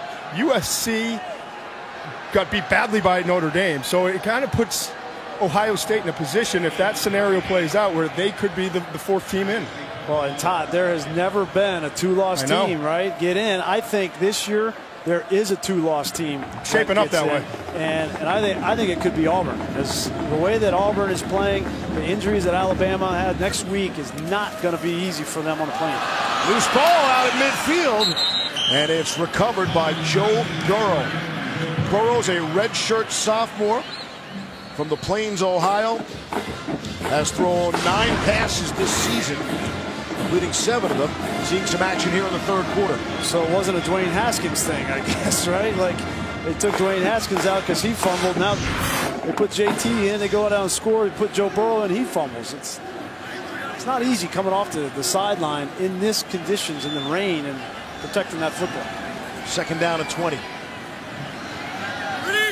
Rain has subsided just a little bit. He was teeming at halftime. That pass is nearly intercepted. Jalen Dunlop got in the way, and we send it back to Cassidy. Steve, Oklahoma at Kansas. Some Jayhawks players refused to shake Baker Mayfield's hand before the game, and he's responded with 3 TDs so far. This one putting the Sooners up 28-3 in the 3rd over on ESPN. Steve, Brian, Todd, back to you. I don't want to give Baker any extra motivation, I would think.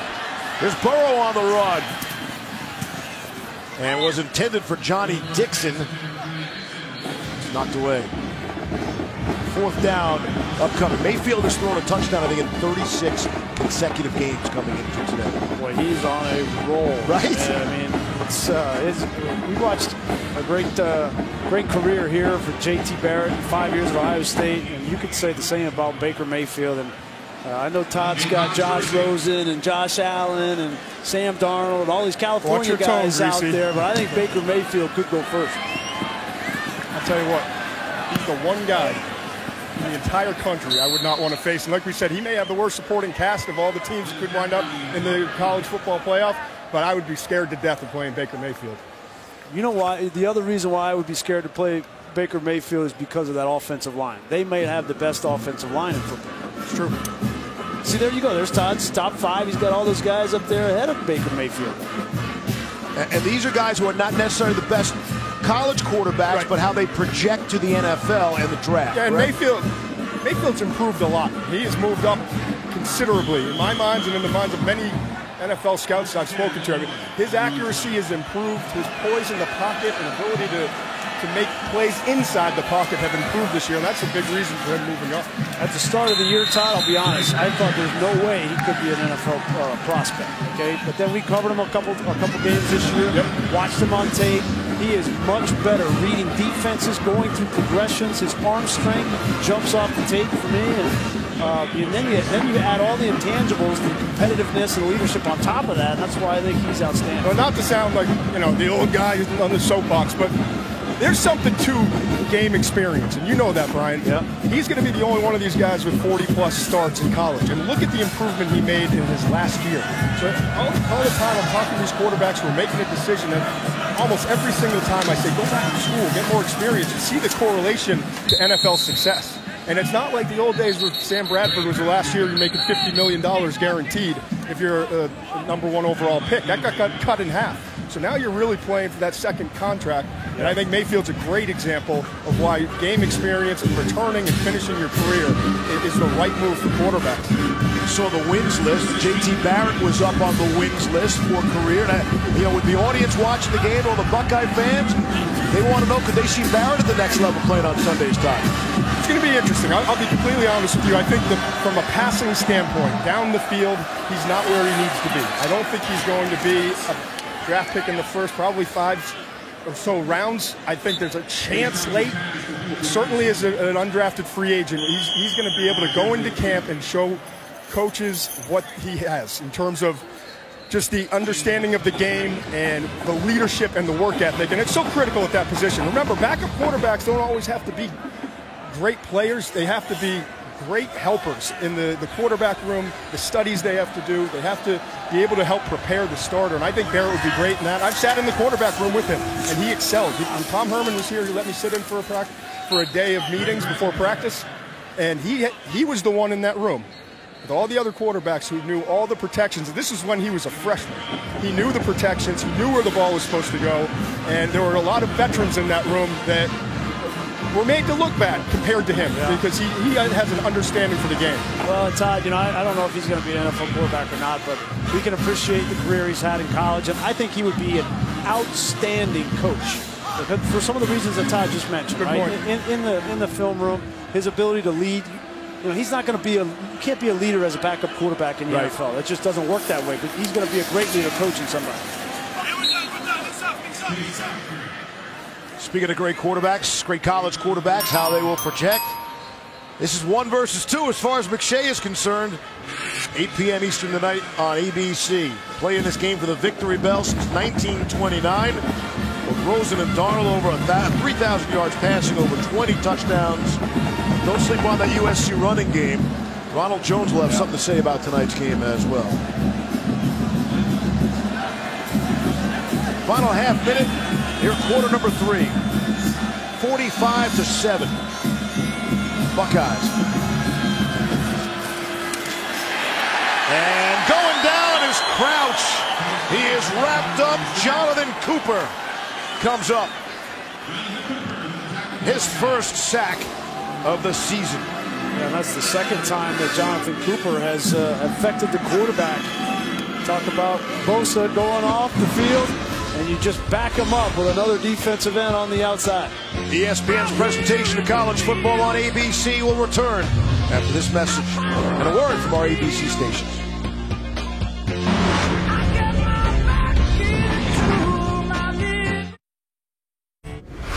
Cassidy Hubbard with your studio update. Notre Dame in a battle in the rain against Navy, tied at 17. Brandon Wimbush to Kevin Stepherson, 9-yard TD pass puts the Fighting Irish up 24-17 in the 4th. Steve, Brian, Todd, back to you. See all the Rockneys playing for Notre Dame there? Love those shoes. Right? Those shoes were sweet. Not helping them against the midshipmen, though. No. There's a Illabaka number 11, we believe. Did I mention the first one was a live turtle? Can you imagine? Only rivalry games. Punt from the 6th and the 10th punt of the night for Blake Hayes. They are wearing his leg out. Here's KJ Hill down the sideline, and he will scamper out of bounds. No reason to take an extra hit. It's a 64-yard punt. So we take a look at today's all-state, all-hands in play. Punting game for Ohio State. Mike Weber. And then good decisions tonight from J.T. Barrett. Not trying to force the ball into coverage. He gets a score. And much like he did a week ago against Michigan State, Mike Weber owned the first half of this game on the ground. Look who's in a quarterback for Ohio State. We're back to Dwayne Haskins. Good. Get him back in there. No player should be pulled out because they fumble a ball. They come in off the bench and it's wet and it's raining out. It's hard to hold on to that ball. You need him. You're going to need him. And Antonio Williams looks like he'll get the bulk of the carries here in the 4th quarter. Steve Levy, Brian Griese, Todd McShay, our outstanding crew, braving the elements that we are not. They've got a much rougher job. Oh, look, yeah, in the truck there. Mike Schwab, Josh Hoffman. Climate-controlled truck. What's up, Joker? How about a wave for the people? Let's see if we get that. On 2nd and 7. Barrett looked left and he'll roll to the right. And throw. Incomplete. Terry McLaurin from Dwayne Haskins. Amari Hayes pushed him out. I think I said Barrett. So J.T. Barrett was in. Then he was replaced by Dwayne Haskins. Haskins fumbled. Then Barrett came back in. Then after Barrett went to Joe Burrow, he fumbled, and now we're back to Dwayne Haskins. And that was a great throw there from young Dwayne Haskins on the move, outside the pocket, in a driving rainstorm. Great throw there. He's actually, I think he's the guy on the team that throws the ball the best. He's big. He's not as mobile as a JT Barrett, but he's more of a pocket stop. That was good for 33. It's knocked up in the air, and it's up for grabs, and it will get batted down. Tymir Oliver knocked it away. Smart play here by Haskins. It's going to happen sometimes. He's trying to throw this ball on the outcut there to Benjamin Victor. Try to anticipate throwing time. Gets backed up. Just knock it down. Don't try to catch it. Knock it down. The fourth quarterback, in case you were wondering, is Tate Martell. He's a true freshman from Las Vegas out of the powerhouse that is Bishop Gorman on 2nd and 10. I think what's interesting is now that Haskins is back out there and he's known for throwing the ball, Urban Meyer has put his starting wide receivers back on the field. Terry McLaurin's out there. Benjamin Victor is out there. So they want to see Dwayne Haskins throw the football, and they want to see him throw the football to guys that know how to run right routes. But he's not getting the luxury of Billy Price in the offensive line. We want to see a little. We don't want to see it all. Exactly. Got it. They got a lot of good receivers here. They don't have a lot of good Billy Prices. He's got a good look at Brady Taylor, the backup center, 79, a local product from Columbus. On 3rd down and 8. Haskins throwing. Nice throw on the money to McLaurin. He's got the first. Yeah, there's that arm. Big time. And take a look at this from the pocket. Good anticipation. When he steps in to his throws, he's on the money. It's going to be interesting next year. You know, Ohio State hasn't had question marks at the quarterback position from a starter standpoint in 4 years. So it's going to be interesting, a battle between Haskins. Tate Martell is a young player I know they like. Joe Burrow, we saw a little bit of him. And recruits, right? I mean, Urban Meyer's always going to recruit at the highest level. So I know they've got some commitments. But Urban will have somebody in spring ball competing. Their coaching staff always talks about not just recruiting, but recruit and develop. And they've obviously done a great job of that here in Columbus. Under 12 to play here in the 4th. Lofted one, end zone. It's Ben Victor for the touchdown. What a ball thrown by Dwayne Haskins. Make it 51. Good for Haskins. You get benched, come back out there, you make a couple of good throws. Nice back shoulder there to Benjamin Victor. And you think that Dwayne Haskins wasn't excited. You go from being on the bench, getting rained on, everybody telling you that you've lost your opportunity, and you come back out and make good on it. And that's where you give the nod to Urban Meyer, right, for putting him back in. Absolutely. Could have left him on the bench, and then he's got to sit around and think about it the rest of the season. But now Haskins gets the lead, feeling good about things in himself. Another touchdown, 2nd touchdown catch of the day for Ben Victor. All good for the Buckeyes.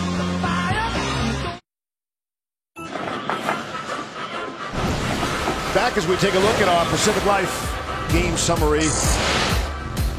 If I could circle something, I would circle the 47 yards. They don't let me near the machine.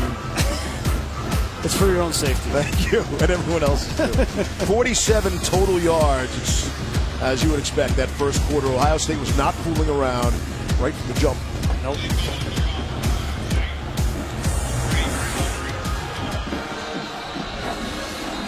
And that wind just knocked the ball right off the tee. I'm going to get some more of that in the final 12 minutes or so here. The flags are going wild here inside the horseshoe.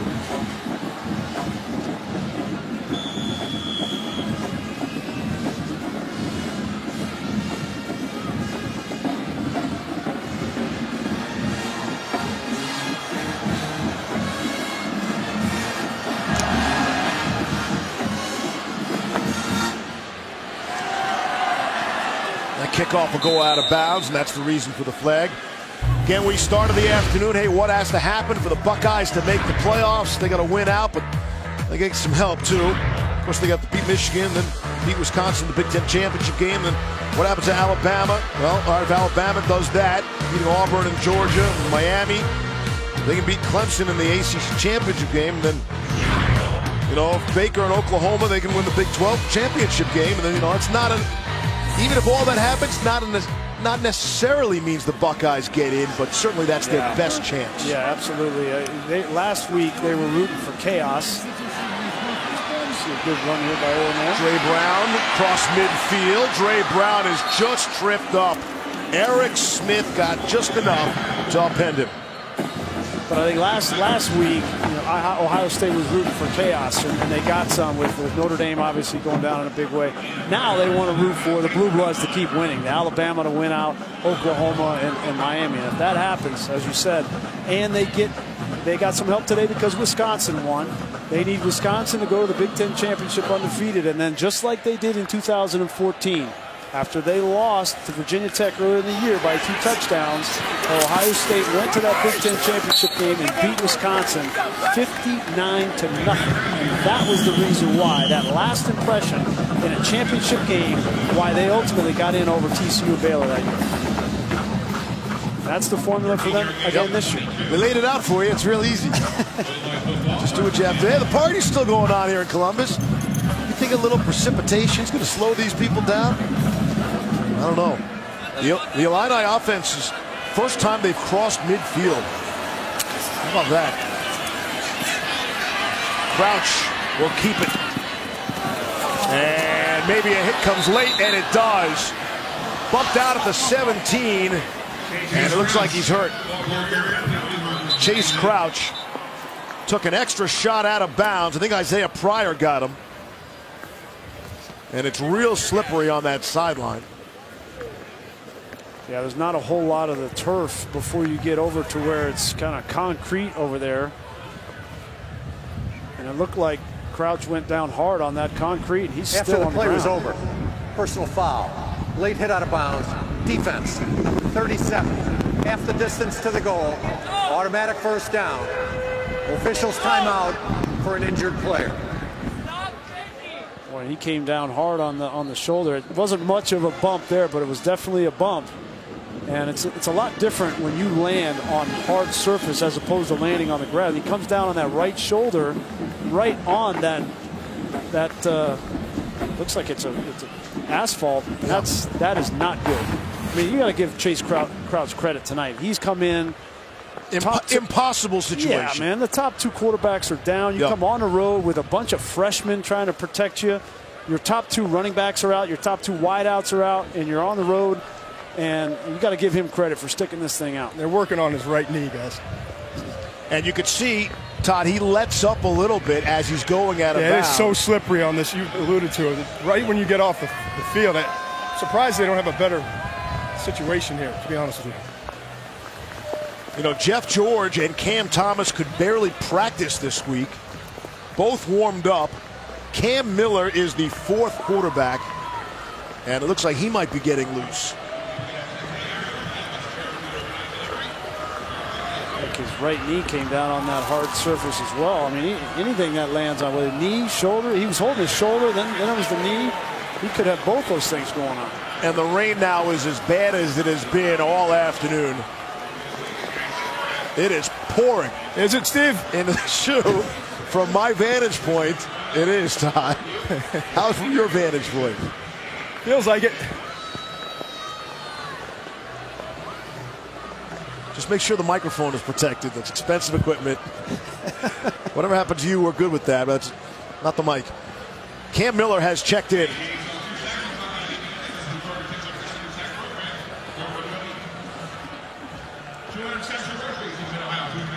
So we've seen, he's the 5th quarterback we have seen in the game today. 3 for Ohio State and 2 for Illinois. Actually has played this season. Made his Fighting Illini debut in the opener against Ball State. He's a redshirt freshman.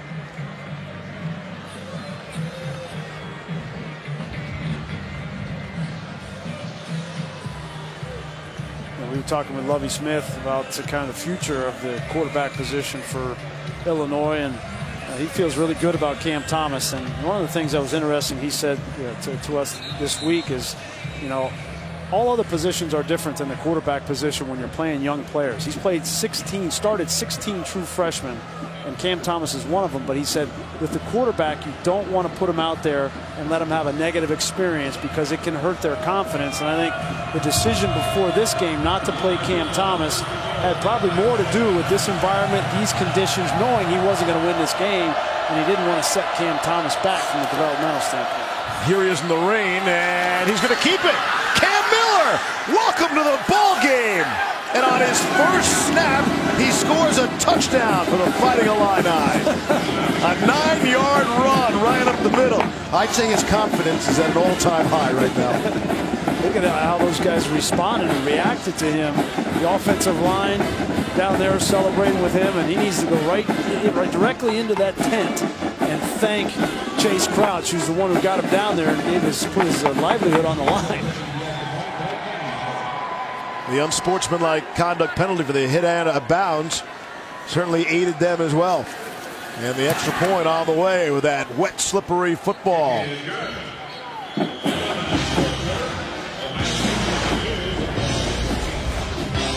Ten minutes to go.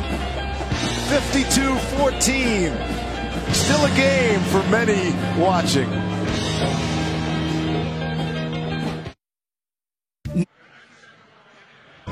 College football on ABC is presented by Kay Jewelers. Kay Jewelers, the #1 jewelry store in America. Every kiss begins with K. In part by Pacific Life, experience the power of Pacific. And Jaguar, the art of performance. I'd keep playing. I don't think the heavy stuff's going to come in for a while now. So as we take a look at who's been putting in work.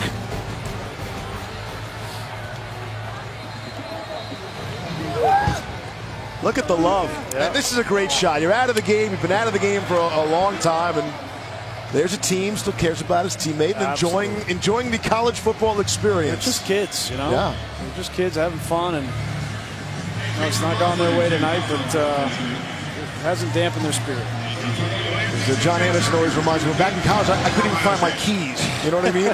What these college kids are doing is simply amazing. Antonio Williams fumbled in the end zone there. They'll recover it. All right, taking a look at who's been putting in work. Brought to you by Carhartt. Oh, Billy Price was working today. Appropriate. I bet Billy Price actually wears Carhartt. You know, he's that kind of a player. He's strapped it up, buckled up his chin strap today, and he came out ready to play. And it's no surprise he's taken over the leadership of this offense for Ohio State after that Iowa game, and that's a strong man there putting in work tonight. Gonna have a nice meal too after the game. Got the family in town. Yeah. Senior Day is great for that, right? The family's in town means they'll take you out someplace nice. Hopefully mom and dad buys dinner too. At least 2 entrees for him tonight. And a small salad. Dwayne Haskins able to complete. C.J. Saunders on the receiving end there. We should tell you this just into the booth. Fighting Illini went over 100 yards total offense with that touchdown. Making things look a lot more respectful. There you see the numbers. 103 total as Ohio State approaches 500. Of course, Ohio State went over 100 yards offense in the first 6 minutes of this game. The gaudy numbers that jump out for the Buckeyes here today into the early Columbus evening. On the ground, it's Haskins. He'll keep it. And he is brought down at the 44 by Harvey Clayton. Haskins, coaching staff told us, is evolving as a runner. Something they want to see more out of him. Improve on that skill because he has, as you pointed out earlier, he's got the passing game. He's got the throwing arm. Check the marker. Kevin Wilson actually compared the way that he throws the football to Sam Bradford. Kevin Wilson had Sam Bradford when he was at Oklahoma, and that's pretty good company. After the play was over, personal foul, offense, number 13, 15-yard penalty. It will be first and 10 for Ohio State. That's the redshirt sophomore Rashad Berry.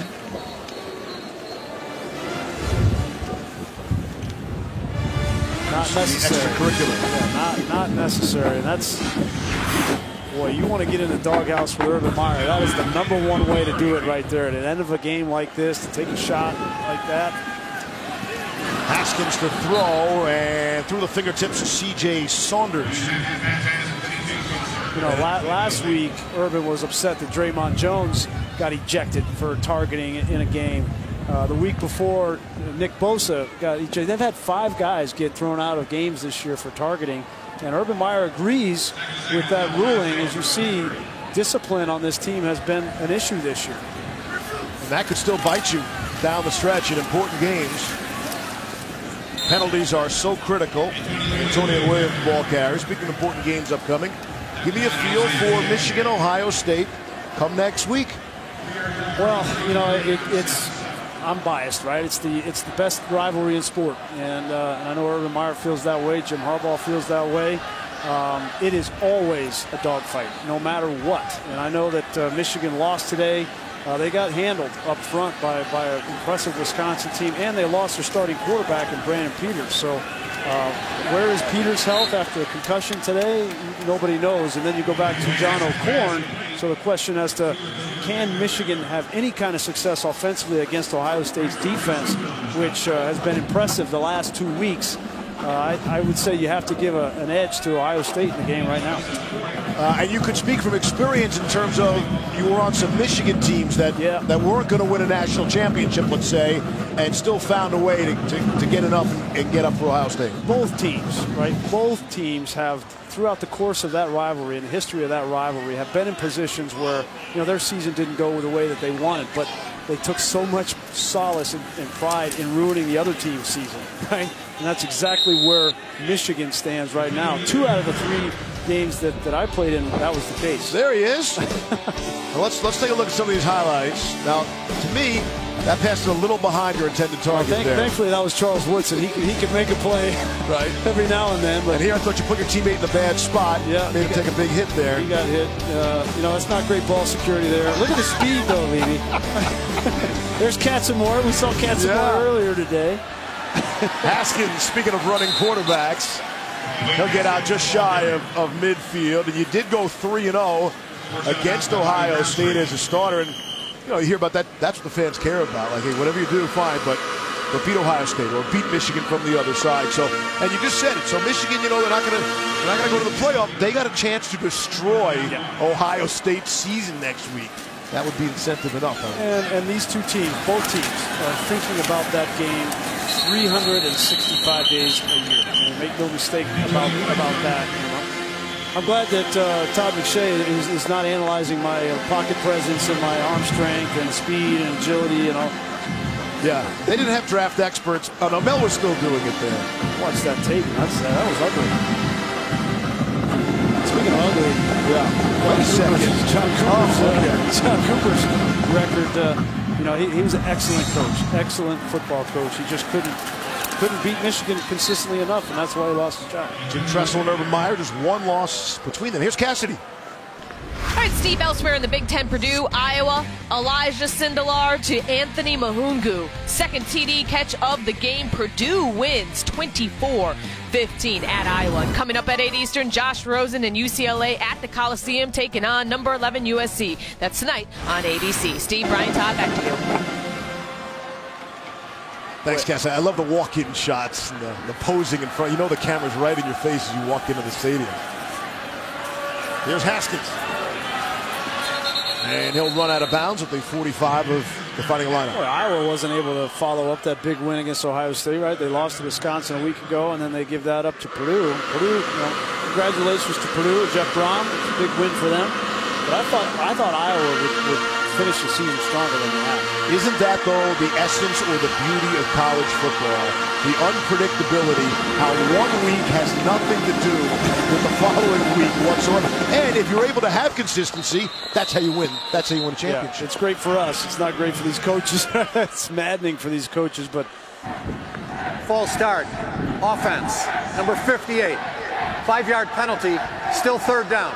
But that's why you see the proactive nature of guys like Nick Saban and Urban Meyer that try to get ahead of media telling these teams how good they are, because they know they're just kids. They can't handle it, right? They don't know how to handle success, and so they're constantly trying to tailor that message before the media tailors it for the play. On 3rd down and 12, Haskins to throw, and it's knocked away and nearly intercepted. Off the fingertips of Ben Victor and Amari Hayes, who actually got Illinois on the scoreboard earlier with a fumble return for a touchdown. Able to be there on the coverage. Tonight, late night, 1:45 a.m. in the East. Stick around for SportsCenter at night. See who Mel Kiper Jr. thinks is the better NFL prospect. Then call Todd McShay at home.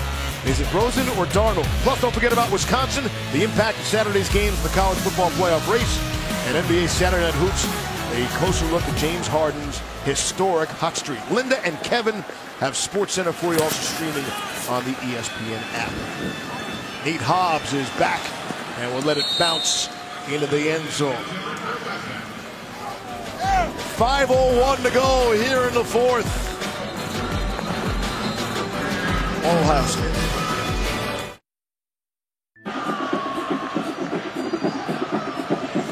You know, it never rains in Southern California. Our man Bert's thinking, how come I didn't get the USC-UCLA game tonight? He's shaking his head there. We love you, Big Bert. Rosen and Darnold will do their best. It'll be 72 and perfect, I'm sure, tonight at the Coliseum for Chris, Kirk, and Maria. ABC Saturday Prime Football, streaming live on the ESPN app as well. 4:44 to play for a soggy Columbus in a game that has not been in doubt on the scoreboard since the opening, I don't know, 5-6 minutes, I would say. Opening 2 drives. All right. Trying to be a little kinder. 52-14. Buckeyes scored touchdowns on their first 4 drives. 4th quarterback of the game is Cam Miller. Gives it to Dre Brown. You guys talked a lot about J.T. Barrett and his development. Ryan Day is the quarterback coach here at Ohio State, and Chip Kelly raves about him. He was with Chip Kelly early in his career. Obviously, now we've heard Urban Meyer over the last few weeks talk about Day a little bit more publicly. Clearly, he's a really good coach. Now, Day was Chip Kelly's first quarterback at UNH, University of New Hampshire. Mike Granary, who works on our crew, was Kelly's second quarterback right after Day. Wow. Chip just texted me the other day talking about how Day is a great coach. And I said, was Day your first quarterback and Granary second? He said, yeah, both studs. Love those guys. That's quite a compliment. On the ground, Dre Brown. Speaking of a couple of stud quarterbacks, let's see. There he is. There's Big Mike. Wow. Where are the interception numbers? Look at those numbers, though. What a humble dude, too. I mean, no one on this crew even really knew he played at University of New Hampshire. And there you see his statistics as our graphics producer. 2009, 2000. No turnovers there, Mike, either, but Mikey does a great job. So he does the bug, right? It's the crowd. The people don't know what the bug is. I was going to circle it on my illustrator, but I don't have one, so there we go. The bug is something you step on. That's the bug. That's the score and the time. So Mikey puts all that together, makes sure it's right. It's not an easy thing to do. It's constantly changing, down and distance. 52 points on the scoreboard. This rain is like the scene in All the Right Moves at the end. I don't know. I've never been in rain like this. 6-2 stack monster. 6-2 stack monster. Nick Salvucci fumbled. 2:25 to go here in the 4th. Talk to me, Bert. Somebody get that man a towel. Umbrella, something. Merry Christmas. Not all of our camera people are drenched. Look at how happy Jimmy is. There's the one lucky guy who gets to be up in the booth with us. Clean living, Jimmy. Clean living. Your fraternity brothers and sisters, they're not too happy with you, though. You might be buying tonight. Joe Burrow will hand off, and it's Antonio Williams, the ball carrier, as we speed towards 2 minutes left in the game. Need a laminator on a day like this. Oh, that's unbelievable. Our guys do such a great job. Joker, all of our camera guys, Vic, Bert, Jimmy, everybody, Skycam guys. Days like this where these guys really shine. And you guys are really earning your internship credits today, I think. Really earning it today. Couldn't get the USC-UCLA game. Nope. 2nd and 5. You know, I was thinking as Todd was telling that story about Mike Grenier and Ryan Day and Chip Kelly. You know, Chip Kelly's been in the news obviously recently for the Florida job, and potentially you think Ryan Day might be one of the people that he tries to get to go down there with him when he gets a job maybe as an offensive coordinator. No, that's the problem with these winning programs. You keep winning, people start trying to steal your assistants, and they make a name for themselves. That's why it's so much harder to stay on top, right? You know, Urban Meyer has been unbelievable. You could argue he's been one of the best in the history of the game at taking a program and getting it to a championship, but staying there, right? That's even harder. And that's an exact reason why they start to pilfer your coaches. Tom Herman, great example. It was Mike Gundy earlier told us about, talking about his coordinators, saying, you know, trying to hide this guy for a year or two before people figure out what a great coach he is. Send it back to Cassidy in the Ninth Dry studio. It sure is dry, but things are getting interesting in Stillwater. Cowboys can find ways to score, and they're doing just that. Mason Rudolph to Dylan Stoner cuts K-State's lead to 5 and under 3 to play. This game is over on ESPN2. Steve, Brian, Todd, back to you. All right. Speaking of Mike Gundy there. 24 seconds and counting. This game is pretty much gone as expected, I would say, for both teams. And with the win, Ohio State has assured itself of a spot in the Big Ten championship game in Indianapolis, where they will face Wisconsin. So things are lining up exactly as we speculated prior to the game. Things have shaken out around the country to this point, and Ohio State did exactly what they had to do here today on their senior day. Buckeyes blow out the Fighting Illini, 52-14. Our whole crew's going to go get a really big towel. Good night from Columbus.